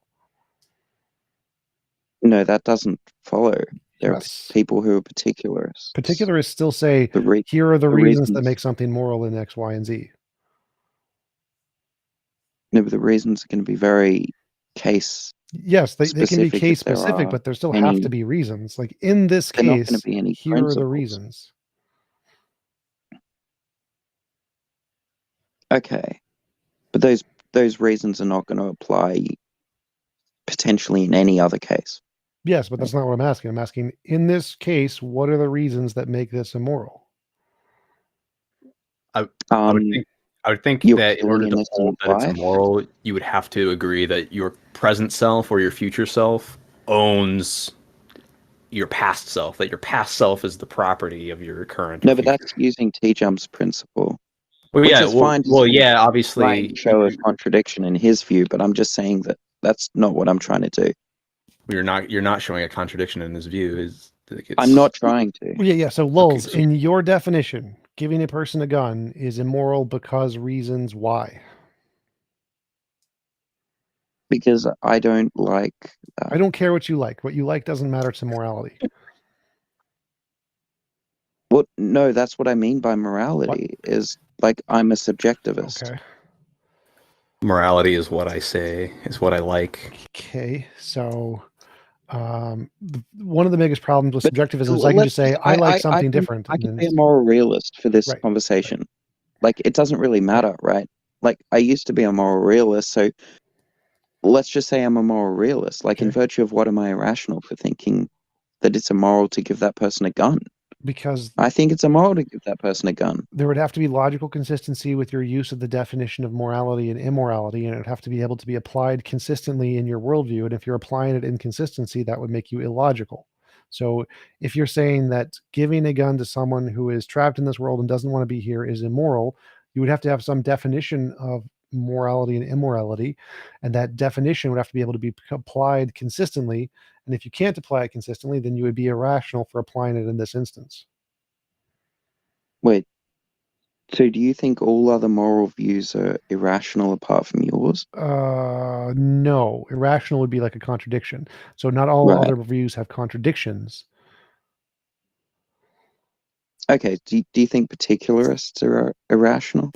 Probably yes. I don't think their definition doesn't make sense because they say that some things are moral in some cases, but there's no singular factor that determines whether or not it's immoral. It's on a case by case basis, and there's no actual principle. So yeah, I think particularism is pretty dumb. Yes. But what's the contradiction? Literally none of the principles that are applied in particularism can be applied consistently by definition. So the contradiction is that they can be applied consistently and they can't be applied consistently. No, they can't be. So like if you take any principle that says in this situation this is immoral. Oh, but in this situation it's not immoral. Okay. Yeah, what's the contradiction though? There's no consistent definition of morality. No, I mean they might say morality is that which you ought to do, that which you ought not to That's do. not a consistent definition. But that which you ought to do and that which you ought not to do is dependent on the cases. You still have to be able to give Each a consistent individual definition of case. what makes something an ought to do something and what makes something a not ought to do something. And until you can give a consistent definition that accurately can define how every single case is either one or the other, then you don't have a consistent definition. And I have never seen. But that's just to peg the question against particularism. No. Yeah, because you're saying that I have to give a set of principles that describe the whole moral landscape. And that's precisely what particularists are going to disagree with. But that's the problem, is that so you have no consistent principle that can differentiate moral things and immoral things. So if I give you just a particular example. What's the problem? It just seems like an epistemic problem. Yeah, that's so if you're trying to determine something is moral and immoral, and your epistemology can't do that, your epistemology is irrational to believe. Look, this epistemic stuff is irrelevant. You Look, I'm asking said it was an epistemic problem. You said this. So like if it's rationality is the ability to. I know, so that's why I'm saying it's irrelevant. So you asked the question, why is particularism irrational, right? Yeah. And rationality is the ability to follow premises to a conclusion, right? Essentially. What you said irrationality was believing in contradictions or believing something that right. So like an invalid having a set of premises that does not lead to the conclusion would be irrational, right? Like a contradiction. Okay. So if you have a worldview that is trying to determine something is moral and immoral, but you are completely unable to give the reasons or method to be able to determine if something is immoral and immoral, you have an irrational worldview. Now you can say that there is something out there. There's some particular, like for each particular, there is some set of properties that are going to determine it, but you have to give those. You can't just say it's arbitrarily how I feel it is based on what I feel. That's not a rational. No, you might be. Look, some of the staunchest defenders of particularism are moral realists, right? Sure. So, I mean, you need to show that there's some problem with that view. Yes, I mean, that's what I'm doing. I'm literally doing that right now. Grant, but look, no, you're giving epistemic concerns. Look, let's just say for the sake of argument. Rationality is epistemic. Look, just one sec. Let's just say for the sake of argument that you will never know whether something is moral or immoral, right? Under particularism. Okay. That's not showing that particularism is false. That's just showing that you're not going to know if something's moral or immoral in a given scenario because there are no moral principles you can apply. Now, I don't think that's true, but I mean, let's just say that is true. Like, what's irrational for believing in particularism? Particularism is true. You can never know whether something is moral or immoral, but it doesn't mean that particularism is false. So if, say, particularism is true, that there is some truth to moral principles out there, but the truth to moral principles... No, there's no moral principles. You said there's a moral realist. So moral particularists are moral realists, right? Some of them? Well, they can be. Right, so they can I mean, I'm a I'm a principle particularist and I'm not a moral realist. So you can be a particularist Right. So I'm just going with the, and not a realist realist. for right now. So moral realism, moral principles have a truth value, and if in particularism, No, that doesn't follow though. That's begging the question against particularism. you said there are moral particularists who are moral realists. Moral realism is the position. There are truth positions on moral principles. That's what it means. No. Yes. No, there are true things that are moral or immoral. That's the same sentence. There are true propositions Not for morality principles, is saying there are things that are moral and immoral. Propositions, true, false. No, they don't believe in principles though. Oh my God. So there has to be, for morality to be moral realism, there has to be a set of propositions, moral propositions, which have a truth value, true, false. That's literally what it means. Okay, so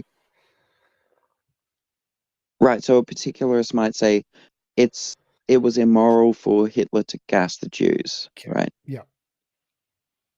Okay. Yes, that's fine. That's fine. We can just go with that.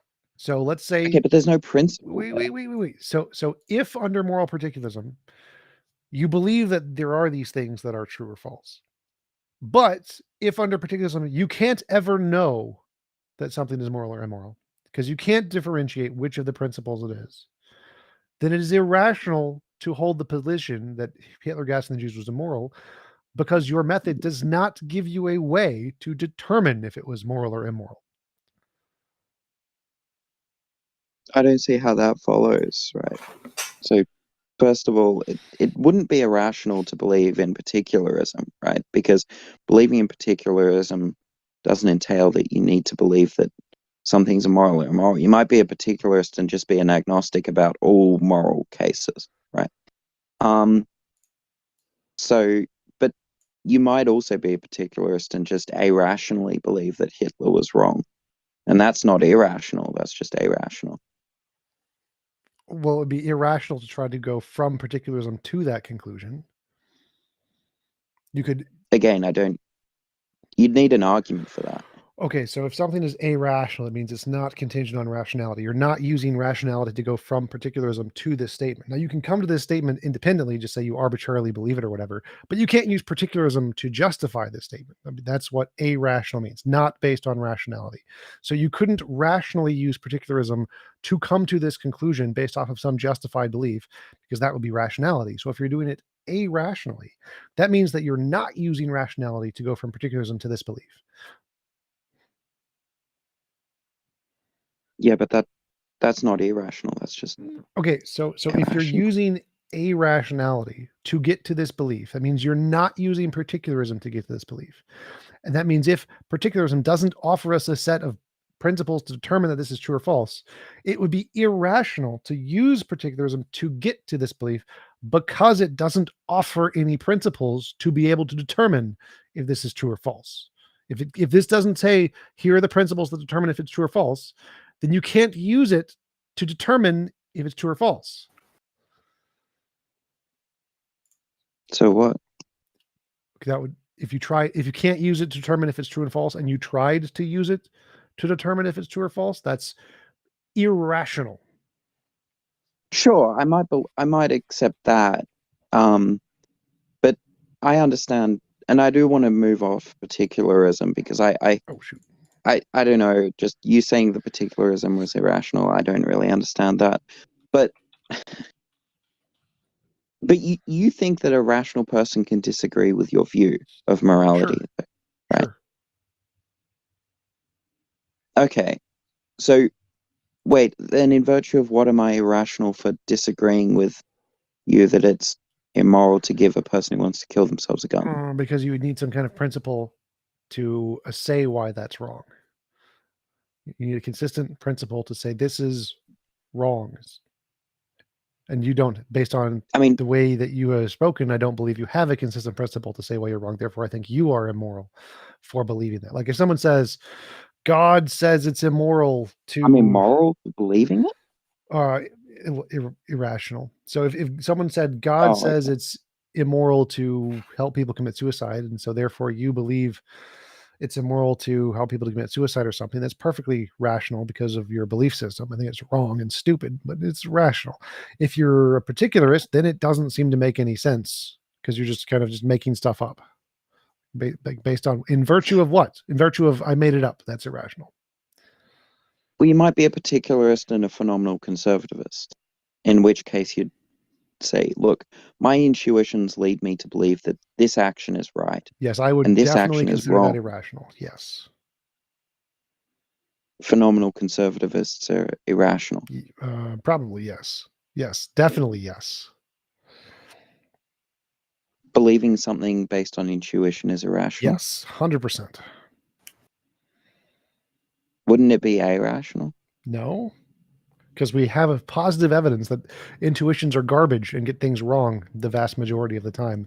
And so using a broken garbage system to justify beliefs would be irrational. Like using a compass you know is broken as a guide would be irrational. But what about if you're just using your intuition about something that we don't have any background information on? Using a broken compass to guide you to the moon is still irrational if you know it's a broken compass. Right. I mean, phenomenal conservatism is fairly popular, so I don't know. So is that strikes theism, me and as it's also very dumb. is weird. But What if it is my will to use a broken compass to guide me to the Then moon? it's moral, but still irrational. Oh, okay. yeah, I mean, it just seems like, and I don't want to talk for too long, but it seems like, if you're,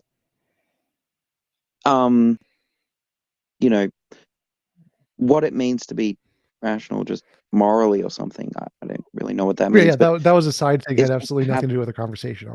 Banana's question was kind of irrelevant to our conversation. Sure.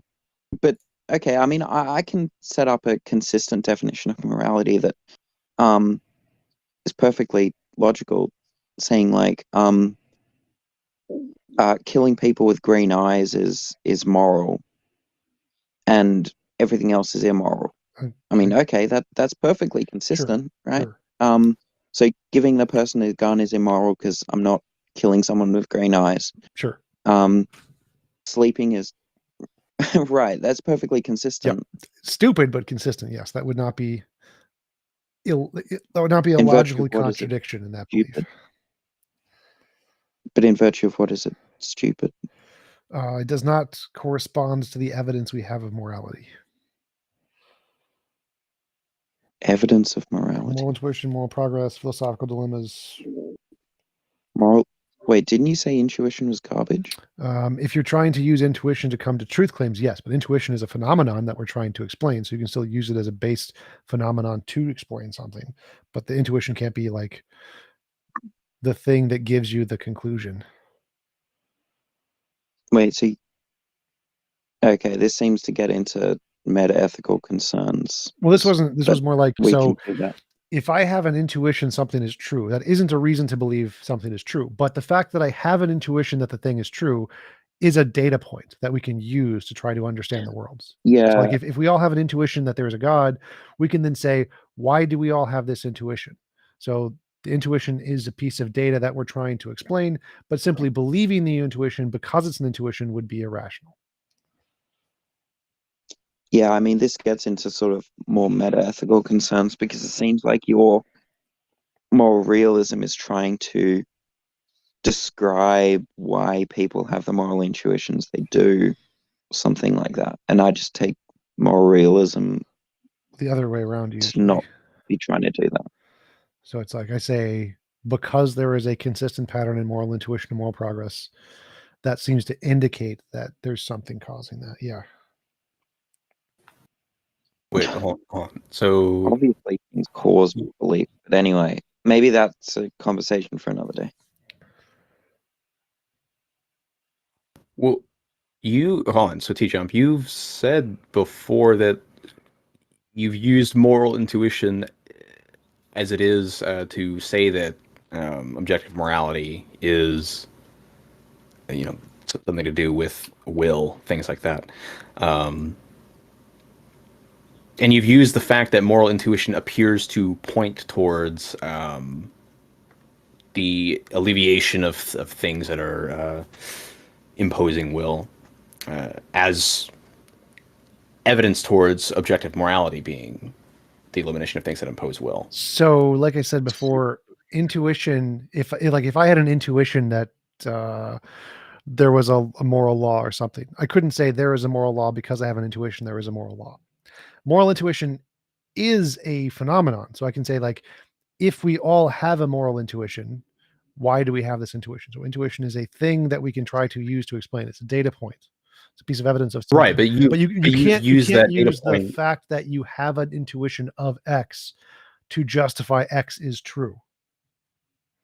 Right, but that's what you've done, though, by positing that objective morality exists and it is, avoiding impositions of will. You've, instead of using something that could probably be could probably equally explain the phenomena with less assumptions. Like, that's what you've done, though. No, because mine's Is it based not? on moral Okay, how do you progress. not? The consistent change over time in a specific direction is the key to my argument. Well, if moral intuitions point towards the removal of impositions of will, then naturally moral progress, quote unquote, moral progress. Moral intuitions don't point towards anything. Moral intuitions are a phenomenon, and the pattern in change across intuitions over time is what points to something. Hold on, maybe I'm using the word intuition wrong. Give me a second.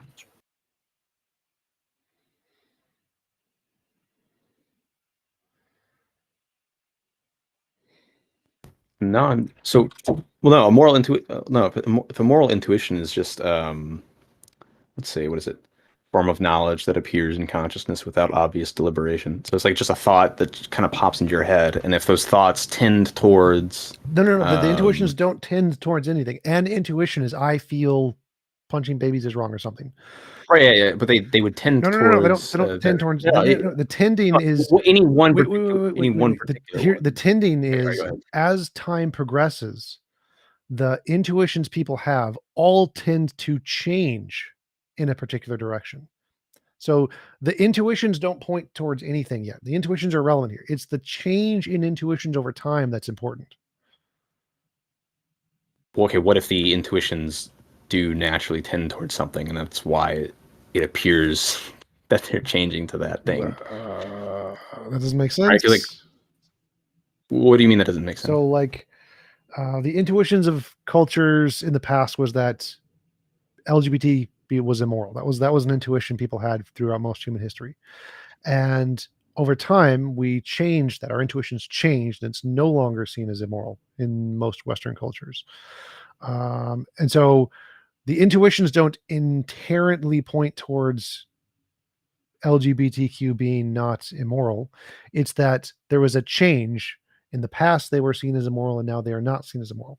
And this change is the same change we see in every single area of morality, moral intuition. So moral intuitions are women were less important than men. Now we don't see that. That slaves were less important than masters. We don't see that. Children were less important than adults.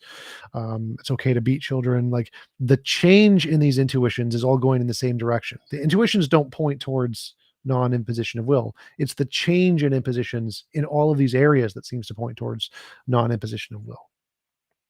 Somebody clip T-Jump saying it's okay to beat children. Also, I mean, if it's you, only if it's you.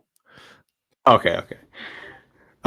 So, what? I mean, would you not say that intuitions can change due to other factors that do not include the existence of some sort of objective morality as a force in the universe? Problem of underdetermination. There's infinitely many ways to explain the data. Right, but then wouldn't you say that the way that explains them with the fewest number of, I guess, like, Occam's razor, fewest number of entities and assumptions? No, I don't really care about Occam's razor. I care about novel predictions. So yes, you can explain it with just evolution. That's fine. That's currently the most evidentially supported reason. I don't like that reason. I think that my reason is better, and I'm going to wait for evidence of mine to say I'm right, but mine makes novel predictions. And so, like, if we see the same moral intuitions changing across species in the same ways, whether evolutionary or not, that seems to imply it's more than an evolutionary process. And that proves it's more than evolutionary. And I think that's what we're going to see. I think that these patterns are going to persist throughout all conscious agents, independent of evolution, independent of social constructions. So even though that, yes, there are other ways to create the same data, I think this one's the best one, and it makes predictions, and I think my predictions are going to be right. I mean, well, hold on. If it's changing across species, but like as it stands, all species on Earth like share common ancestors. I mean, Right. so like it could still just be evolution. There are infinite, yes, it could be magical leprechauns. There's infinitely many things it could be. I don't care. Well, yeah, okay, but again, that would still just follow. Occam's razor is garbage Occam's and means razor. nothing. I don't care about Occam's razor. Why is it garbage? What do you Because think simplicity isn't always the right answer. There are many more complex answers that are usually better in many cases, but that's separate issue. Well, no, that's not Occam's razor. Yes, it is. Simplicity. It's literally, literally, it is. Literally, it kind is. of. It's the simplicity. Occam's razor Okay, is. well, hold on. What can you give me an example of a answer where the complex thing that makes the least posits the least amount of entities and also makes the least amount of assumptions, but is still more complex, is better than a simpler one? Sure. A magical potato of the essence potato created everything. It's perfectly simple. Versus saying you're right, but that kind of posits more. Posits one extra posits thing. more entities. Posits one. Yeah, it's one extra thing. Yeah, but that's still more entities. That is simpler than saying there are billions of particles frictioning together to produce lightning. So let's say we're both living 2,000 years ago. Well, no, because now you're explaining. Well, no, because you would still have to explain what lightning is and all of that. It would that's still what we're posit doing. We're trying to explain lightning. We're trying to explain lightning. There's a phenomenon called lightning, and we're both living 2,000 years ago. And I say it's the magical potato, and you say it's friction and clouds. The friction and clouds caused by all these different things, particles, and I'm like, no, magical potato. Right, but friction and clouds and all that can explain more things that you would otherwise need. We're talking about Occam's razor. So no. Actually, that's false. The magical potato can explain literally everything. Literally everything. So the magical potato explains more, but it doesn't make a difference. So the magical potato is simpler. It explains more things. It posits less. I mean, you're also positing. Well, no, it doesn't. It posits more things. It posits one extra thing. The extra thing being. Well, no. So remember, in this model, 2,000 years ago, we didn't know about how lightning was formed, so we don't know those things yet. We're both positing different things. But magical potato, because it isn't a combination of known principles, particles, and laws, is worse than friction caused by clouds, even though all of the parts that you're talking about, friction between protons, neutrons, electrons, we don't have any evidence of that. But because it's simply combining physical processes that we do see in our world, as opposed to making up a whole new thing like a supernatural potato, would still be better, even if it's less simple.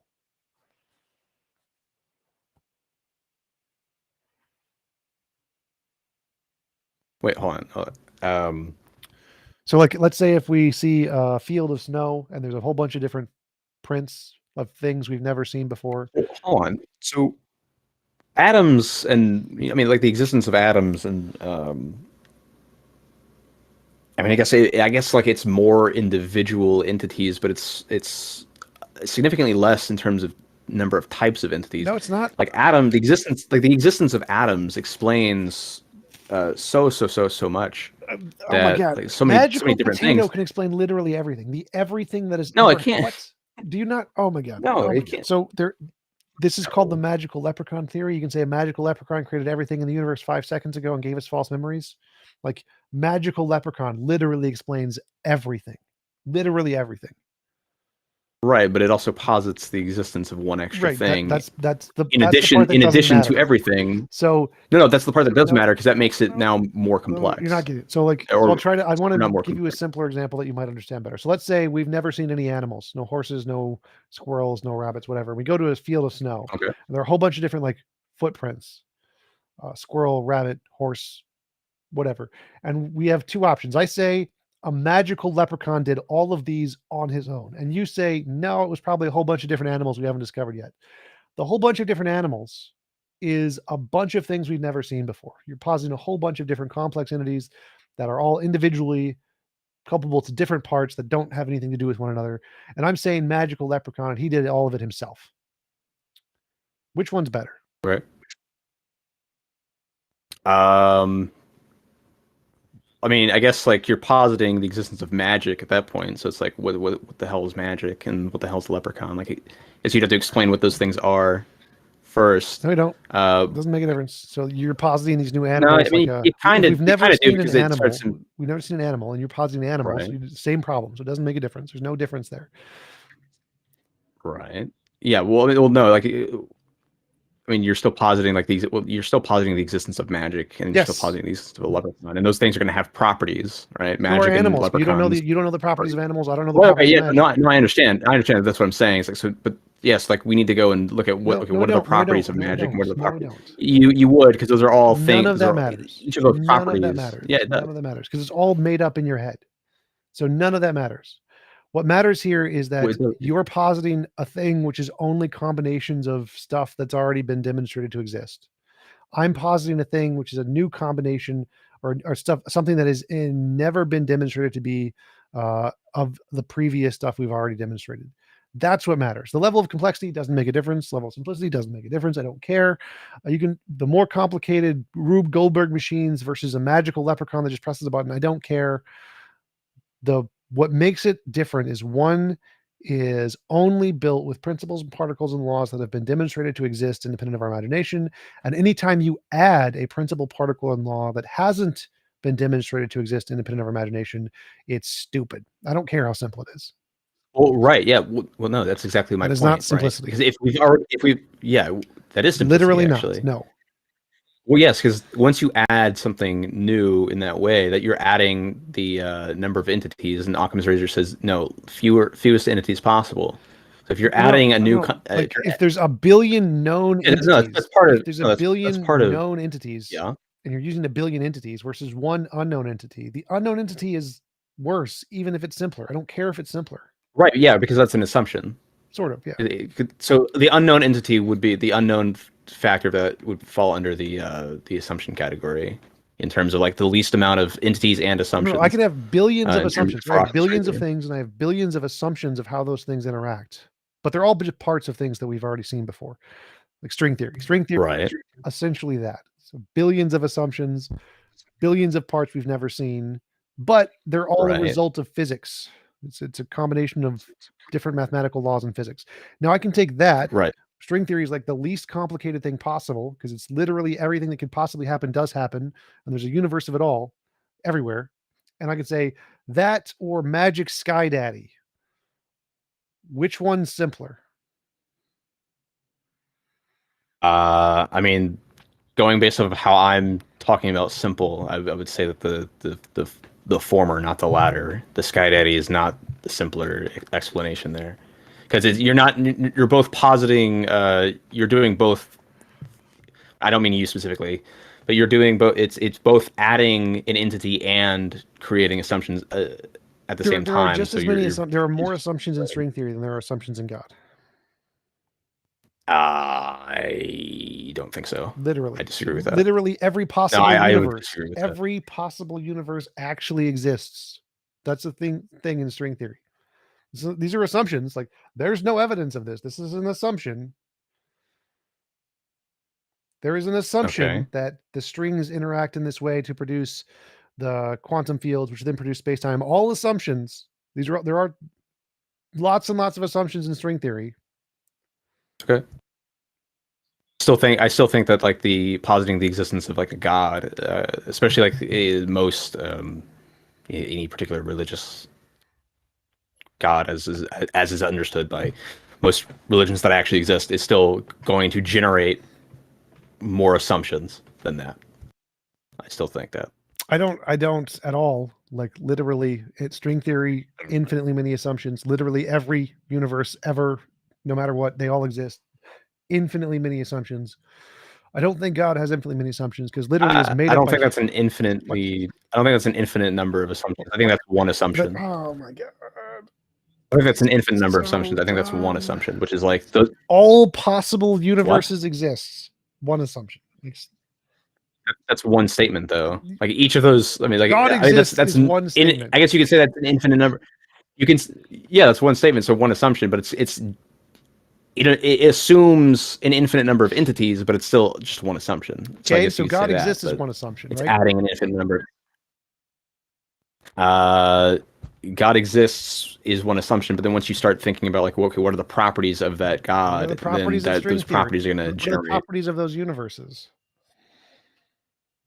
Well, the properties of string theory, you'd have to go and take some college courses on that, I guess. But as for the properties of God, like yes, the properties of string theory there's- are strings. They're the strings that are 11-dimensional strings that make up everything in the universe, and that they're tinier than what we can see. The string theory.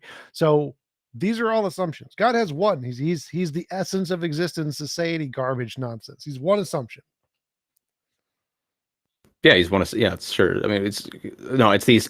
First, you assume the entity, and then you talk about, once you start talking about the properties of that entity, it's going to generate more assumptions. And there's absolutely there's no way to go through this line and not find that there are more assumptions on string theory than God. Okay, well, I mean, like in Christianity, for instance, or like, well, any Forget Abrahamic Christianity. religion. Like, obviously, if you pick a particular Well, religion, hold on. Just hold on. So any of the Abrahamic religions, there's going to be the idea that God is like all powerful, all knowing, all XYZ, omni, this, that, and the other thing. Now, assuming those properties, assuming each of those properties is itself an assumption, but then also those are the same as string theory, though. Those are the same with string theory. Okay. Sure. I mean, I guess. I still, I mean, those each one of those would be more as one extra assumption, though. Okay. And then, like, when you go and you think about, okay, well, what can God do with those things? Those are each of those are assumptions. Whereas with string theory, it's not. Wait, what? Those are the same. Those are the same. So all the things that string theory can capably do, it actually does do them. So it's not just capable; it does do everything it's capable of doing. Whereas God only does one thing, which is create this universe. Well, no, that's not necessarily true. God may have created infinite number of universes. If his magical infallible word is correct, he only created this universe. Okay, what if this universe is like infinitely huge? There is no way to compare string theory and God and come to the conclusion there are less assumptions on God, because simply by virtue of the fact God was made up by a bunch of goat herders, their intellectual capabilities were not sufficient to make enough assumptions as what were done in the Okay, so regardless of how many assumptions were actually realized by the people that made it up versus the number of assumptions that could be realized, those are two different things, I would think. No, because like they're literally just positing there's another substance. It is the God aseity substance, and it created this universe. That's it. That's like literally the essence of their whole thing. There is this new substance out there. Don't know how it works. It created the universe. Done. Problem solved. Kind of posited some attributes to it, so as to how it works. Like they obviously said that they couldn't fully understand how it works, but they posited certain things about like the original goat herders did not. Yeah, no, the omnipotent in the Bible. God. That's something that was added later. Those are not in the Bible. Okay, well, that's fine. Like the fact that they were added later, it's still a pretty universal belief amongst. It's not required. So again, any type of model you do for a God is going to entail less assumptions and properties than string theory, because string theory, real things are more complicated than imaginary things. The simplicity factor is stupid. It is easier to make up simpler ideas, and they're probably garbage and probably don't work. Real things, reality is complicated and hard, and so trying to make an idea based off of simplicity is stupid. Okay, well, if they don't work, then like obviously they don't work, and like that has nothing to do with simplicity. Simplicity is not working. Things can be simple and not work all the time. Well, no, Occam's razor applies to explanations, right? If an explanation doesn't work, then it's not an explanation, or it's not a. I wish that was the case. No, that is definitely not the case. I think like if you're utilizing literally the most razor of properly, science that would be never the case, actually works 100% of the time. It fails, and we usually discover a new thing. But explanation doesn't mean it works. It just means it works as far as we can tell. That's all it means. It works as far as we can tell. That's it. It doesn't mean it actually works. Well, sure, but then but then once we discover how it doesn't work, then we generate something else. Then okay, now this works. Then right, but works as far as we can tell can also apply to magic. Sure, but then as you said, it probably doesn't work, and we can probably make it so that magic doesn't work a lot sooner than No, we can't. some other thing, no, right? We can probably find out that XYZ thing because doesn't of work ad a lot hoc sooner reasoning. It's harder to make things not work when they're imaginary unless they have hard constraints, fallible falsificationism. So unless you have falsification constraints, which the really complicated ones do, and the really simple ones don't, by design, it's harder to actually falsify the simple theories that are garbage and that are made up than it is to falsify the complicated theories that are more realistic. well, then why haven't the current complicated theories been falsified? Most of them have. What are you talking about? It's why we only I'm have. saying, like I'm talking about 10 the current ones that are in use and are popular. Because all the other ones were falsified. Like Newtonian mechanics was falsified. That's how we got general relativity. Like science has been just a series of falsified beliefs that were then replaced by newer beliefs, which are then falsified. I know falsification God happens, doesn't but get like the point, falsified because it's ad hoc, even though it's simpler. the idea of a omnipotent God is like Not as complicated as string theory. self-falsifying. It's self-falsifying. I don't understand how it. Well, yeah. String theory is omnipotent. How is string theory self-falsifying? I wouldn't say that it's omnipotent because it's like the idea of like a personal omnipotent being. Then you just ask, say, okay, well, can it lift a rock? Isn't So one that I would can't use. Lift it? That kind of silly thing, which is not like yes, that definition would be self-contradictory. Yeah, but omnipotent in this context just means powerful enough to create all logically possible universes, which string theory literally does create all logically possible universes. I've met people that think that like God is so powerful that he can violate logic. Yes, I know those people too, but that's not the academic version.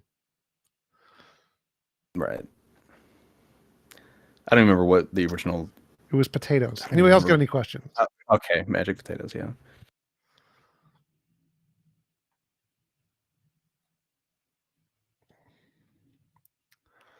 No, hey, I guess this is a conversation from a while ago. I'll keep it short. I'm not a mental health professional, and I think it was a conversation on whether or not a scientist chooses to kill himself just for the sake of knowledge or whatever. Yeah. I think by definition, like, because suicide is like a marker of like depression, by definition, if you have any thought or feeling of suicide, then you would be depressed. Like, I think a couple examples I would use would like be gaming addiction if it messes with their life or something. No, those wouldn't be good examples. My bad. It's been a while. It's been a while since we talked about that subject. So first thing is, I didn't even write it all down. suicide. While suicidal implications are used in diagnosis of depression, suicide doesn't mean you are. Suicidal thoughts don't mean you are depressed. There are many ways to get that are not depressed, including being religious. Like you can be religious and think you're dying and going to heaven, and you can be excited about it, and you're not depressed. So being suicidal, while it is an indication of, can be used as an indication of clinical depression, doesn't mean you are depressed. Right. Shit, I had many more thoughts, but let me read. Yeah,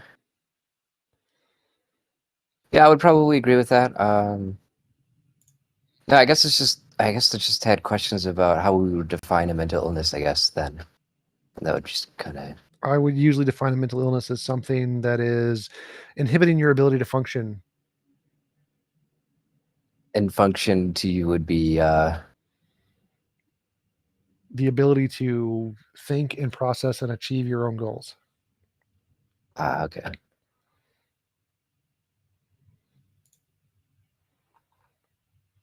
Your own goals would be dictated by evolution. Typically, in biology and chemistry in your brain, neurology, yeah. Yeah, that makes sense.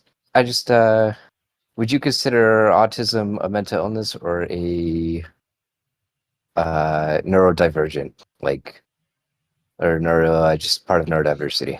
I don't know how. I don't know how they're defined in that way. So in many cases, autism especially severe autism, is considered a mental illness because it makes you incapable of functioning in society, and so it can be considered a mental illness when it is that severe. Yes.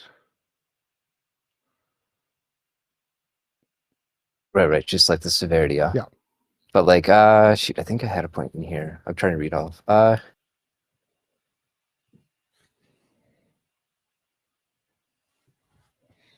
Obviously, I think you can be diagnosed with a mental illness if you're not aware that you're mentally ill. Right. I mean, you can be diagnosed with a mental illness and not have a mental illness because psychology is stupid.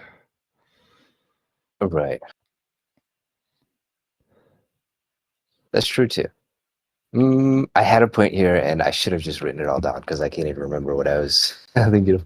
I think, I think I spoke what I wanted to speak, and let someone else take over. Cool. So I've got a question about like the I think therefore I am epistemology thing. So it seems like that idea, like I think therefore I am, is already positing in some sort of like presupposed logic tree, you know? The sentence, like why is it? The sentence requires logic and English. So the sentence, I think therefore I am, is an English sentence. So you're presupposing English to express the sentence. But the sentence does not matter to the point that the sentence is expressing. So the point this sentence is expressing doesn't presuppose logic, doesn't presuppose anything. It's just saying you have an experience. It's like saying there is a rock. It is a description of an actually existing event. And so because you have an experience and this is an existing fact in the world, you don't need logic or anything. It doesn't presuppose anything. It's just there is an experience and you're describing it. And that's it. Okay. Do you think that like I guess is it intuitively not the case, or is there anything except intuition that prevents the idea that you can both think and not exist? What? Like, is that a possibility? I can think and not exist. Well, the way I define you is the thinking. So you are the thinking. So if there is a thinking thing, that's you. And if there is no thinking thing, then you don't exist. So it's possible for you to exist without thinking, but it isn't possible for you to think and not exist. Okay. And after that like point where you say I think therefore I am, how does the other stuff follow? Like about like founding other parts of your So I start with I think therefore I am, and there is some difference between my imagination and reality. So if I look at a TV screen and I think of a unicorn, the unicorn doesn't appear in my vision. The TV screen does appear in my imagination. And so there's some difference between the imaginary things and the experiential things. And you need some method to differentiate between which one is which of the things you're imagining and experiencing. And that methodology is science. And so from that, I can build science, and by describing the differences and labeling the differences between the things, that's where I get logic and math and stuff. And so simply by looking at the differences between my experience and my imagination, I can get logic and math and then science. And then from that, try to infer which ones are the experiential things. And from that, I can infer which hypotheses more likely correspond to reality, because my imagination is bad at predicting the future. So if I have a hypothesis that can accurately predict the future, that's a good reason to believe the hypothesis conforms to something outside of my imagination, to the reality at which I am making predictions about. And if the predictions entail there is like an external world, then I can get to an external world. And if the predictions entail the world is 13.8 billion years ago, I get to 13.8 billion years ago. So it's I think therefore I am, some difference between my imagination and my experience, logic, math, a method to differentiate the two, which is science, and then novel testable predictions to give us accurate beliefs about reality, something like that. Okay. I guess with the like differentiating your imagination from reality, doesn't that come with some sort of already presupposition that you can trust your senses? No, so it's like, isn't that already the original way it's phrased is the difference between my experience and my imagination. So it's just saying if I imagine a unicorn, I don't see one in front of me. There's no assumptions there. It's again just a descriptive fact of an experience I'm having. Right. And so that's the first stage. And then once I get to a stage, I need some way to differentiate between these two. And then there's science. I get to science over tens of thousands of years of the scientific method. And so after I have science, and science says the reason we should believe something is true is if it makes novel predictions about the future. And so if I have a hypothesis, there is an external world, and that makes successful predictions, then I have a reason to believe there's an external world. Gotcha. All right. Thanks. Yep.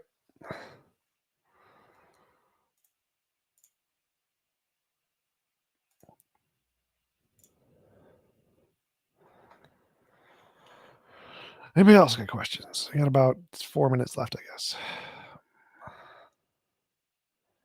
Demi, what is up? Hey, sorry, just making sure you can hear me. Making sure I was hearing what you were saying properly, and it may just be a nitpick or anything. It's not like I'm really have a greater point. I was just curious. You had said earlier, just correct me if I misheard you, that what your defense of the cogito doesn't presuppose like any logic at all. Yep. You were saying. Yep. That is correct. Doesn't it still presuppose the law of identity? Nope. Just still like one of the laws of logic. Nope.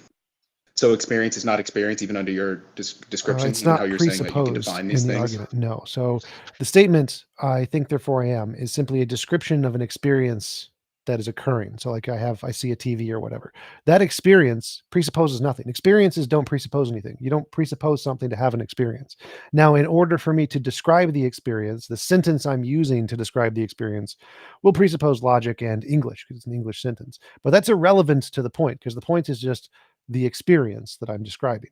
Does the experience presuppose logic? No, experiences don't presuppose something. The rock that exists over there doesn't presuppose anything, but it's still existing. So no, the cogito does not presuppose anything, even though the sentence I use to describe the cogito does presuppose logic and English and stuff. Yeah, that's what I was talking about. Was specifically like the semantics we would use to talk about it. Yeah, so the semantics That's what I was absolutely referring to, that's right. presuppose English, because it's literally English and logic. But I think therefore I am, the thing that it is referring to isn't the sentence, it's the experience. So the experience that I'm having, I can't be having that experience and not exist. And so I exist since I'm having that experience. And so the logic and stuff is presupposed in the sentence expressing this, but literally it's just saying I exist. There's an experience there of existence, and that's it.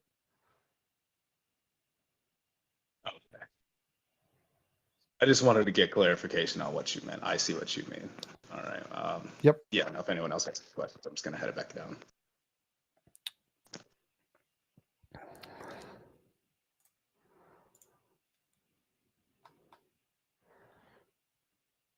David, question. Yes. Yeah, so I don't understand really. So you said basically that our thoughts, so do you think our thoughts are subjective? Wait, do you think our thoughts are subjective? Yes, in that they are your subjective experience. They objectively exist, but they are your subjective experience. Well, I disagree. Like, I do think I think we can think objectively, but I think our subjective thoughts make us our feelings and experience influence our thoughts. But we can feel if you think more rationally, and I think we can think more objectively. That makes no sense. It makes sense because you're not allowing any feelings or experience to influence it. So subjective experience objectively exists, even if the way you're thinking is subjective and based on your feelings. So the way you're thinking doesn't matter to whether or not your thoughts objectively exist. And so if you're trying to think in a way that conforms to reality, yeah, you should try to use non-subjective feelings. Sure, but the reason why it's subjective is because of feelings and experience. So if you get rid of those stuff, would you call it objective then? Like, would you call it objective? So subjective things objectively exist. So subjective thoughts objectively exist. Yes. I am thinking of a unicorn, and that is my subjective experience. But the fact that I'm thinking of a unicorn is an objective fact in the universe, regardless of anybody's opinion. No, that's not true. That's that's object. He jumped. Look, wait. It's an objective. It's an objective thing. It's an objective thing within your head. Yes, sure. It's an objective thing in reality, which my head is a part of reality. Yeah, sure. No matter whatever someone else believes, they can't disregard that you believe in a unicorn. I do agree on that. Yes. Yes. So if I have a thought of a unicorn, that thought literally exists in reality, independent of what anybody. Yeah, but thinks. does that make it true? It's like what? Does that make it true? Because people would say, okay, my analogy was dumb. That they would say, okay, just because I think there's God, therefore God, you know? Well, just because you think God, know, it is a objective. fact that there is an imaginary figure of God in your head, and that is an objective fact. Sure. But you know, the thing is, right? I mean, when you add anything to anything, you're adding space. So like, No, when you add, no, you are not. it is. This No, is you no, are. You are. no. You When are. I add pixies to leprechauns in my head, I am not adding space. You're adding space to do work. Yes. No. Yes. No. Why would you disagree? Space is something that exists as a part of quantum fields. You don't create space. Physics creates space. You do. You do not create space. No. So you don't believe in consciousness then? I do believe in consciousness. Consciousness does not create space. Bro, this logic. So I'll make the pair of stockings analogy. Okay. What? So I've just never take it with a heard piece this of bread. analogy. Go ahead. So think of a pair of stockings, right? They're silky, smooth, and stuff. But yet, when you stretch them, they're thick and they're really tight and stiff, right? Okay. So so the thing is actually, that because when you use them normally, they're silky and smooth. But when you stretch them, when you let's say when you stretch them, which means adding space, they become tight and thick. The reason why this happens, T Jump, is because you stretched it. You added something to it. You added length to it. You added something to it. No, it's because It's the same with imagination, right? no. You literally did not add space to it. You took space up by stretching it. You didn't add anything to it other than energy when you pulled it. You did not add space to it. It's the dumbest analogy ever. So the pair of stockings analogy is dumb. Yes, objectively, it is objectively dumb. What? How could you say that? It objectively exists. Yeah. You said that yourself. It is objectively dumb. So wait, because it objectively exists, does it mean it objectively works? That doesn't make sense. Yeah, because like you said, because if I understand this right, so you don't think there's any objective truth, objective facts within the universe that we can't deny? Because Of course, what you can deny anything. You can deny that you exist, and I will probably believe you. But like what we can deny doesn't make a difference. What matters is are there objective truths? Yes, I exist. That's an objective truth. okay, like would you agree with Antangelo's like viewpoint on No. with just because God says this, because God said it, that's what it is, right? Would you believe that? That makes no sense. Because God makes magic, He's magic, and He's everything magic, and because magic is everything, then we're everything, and we're That's magic. even more Would you believe that? incoherent than the things Antangelo says. No, he says this stuff. No, because I do hear Antangelo sometimes. Antangelo does not say that. That is definitely not something he said. He usually brings up the intelligent design argument, not the God is magic because he does magic argument. That's a new one. Okay, sure. What made you like go away from the Christian God? Really? Too many potatoes. Too many potatoes. Yes. What do you mean by that? Like too many potatoes, and where? In your head, or? Yep, that is it. Yes. Okay, so too many potatoes in your head. Yep. Let's see this. Yep. So what were you cooking then? What were you cooking? You had to cook these potatoes a type of way, or you ate them cold. Cake pizza. Egg pizza. Do you like egg pizza? Yes. Yes. Why do you like egg pizza? Because there's no pineapples on it. That's subjective. It's objective. Yeah, anyone I can like anything I want. I can even gain new likes, right? Actually, the thing is, right? I feel like maybe have it maybe switched because nature is presumably objective. Whatever nature sets out is objective, right? Example, natural desires; those are objective, right?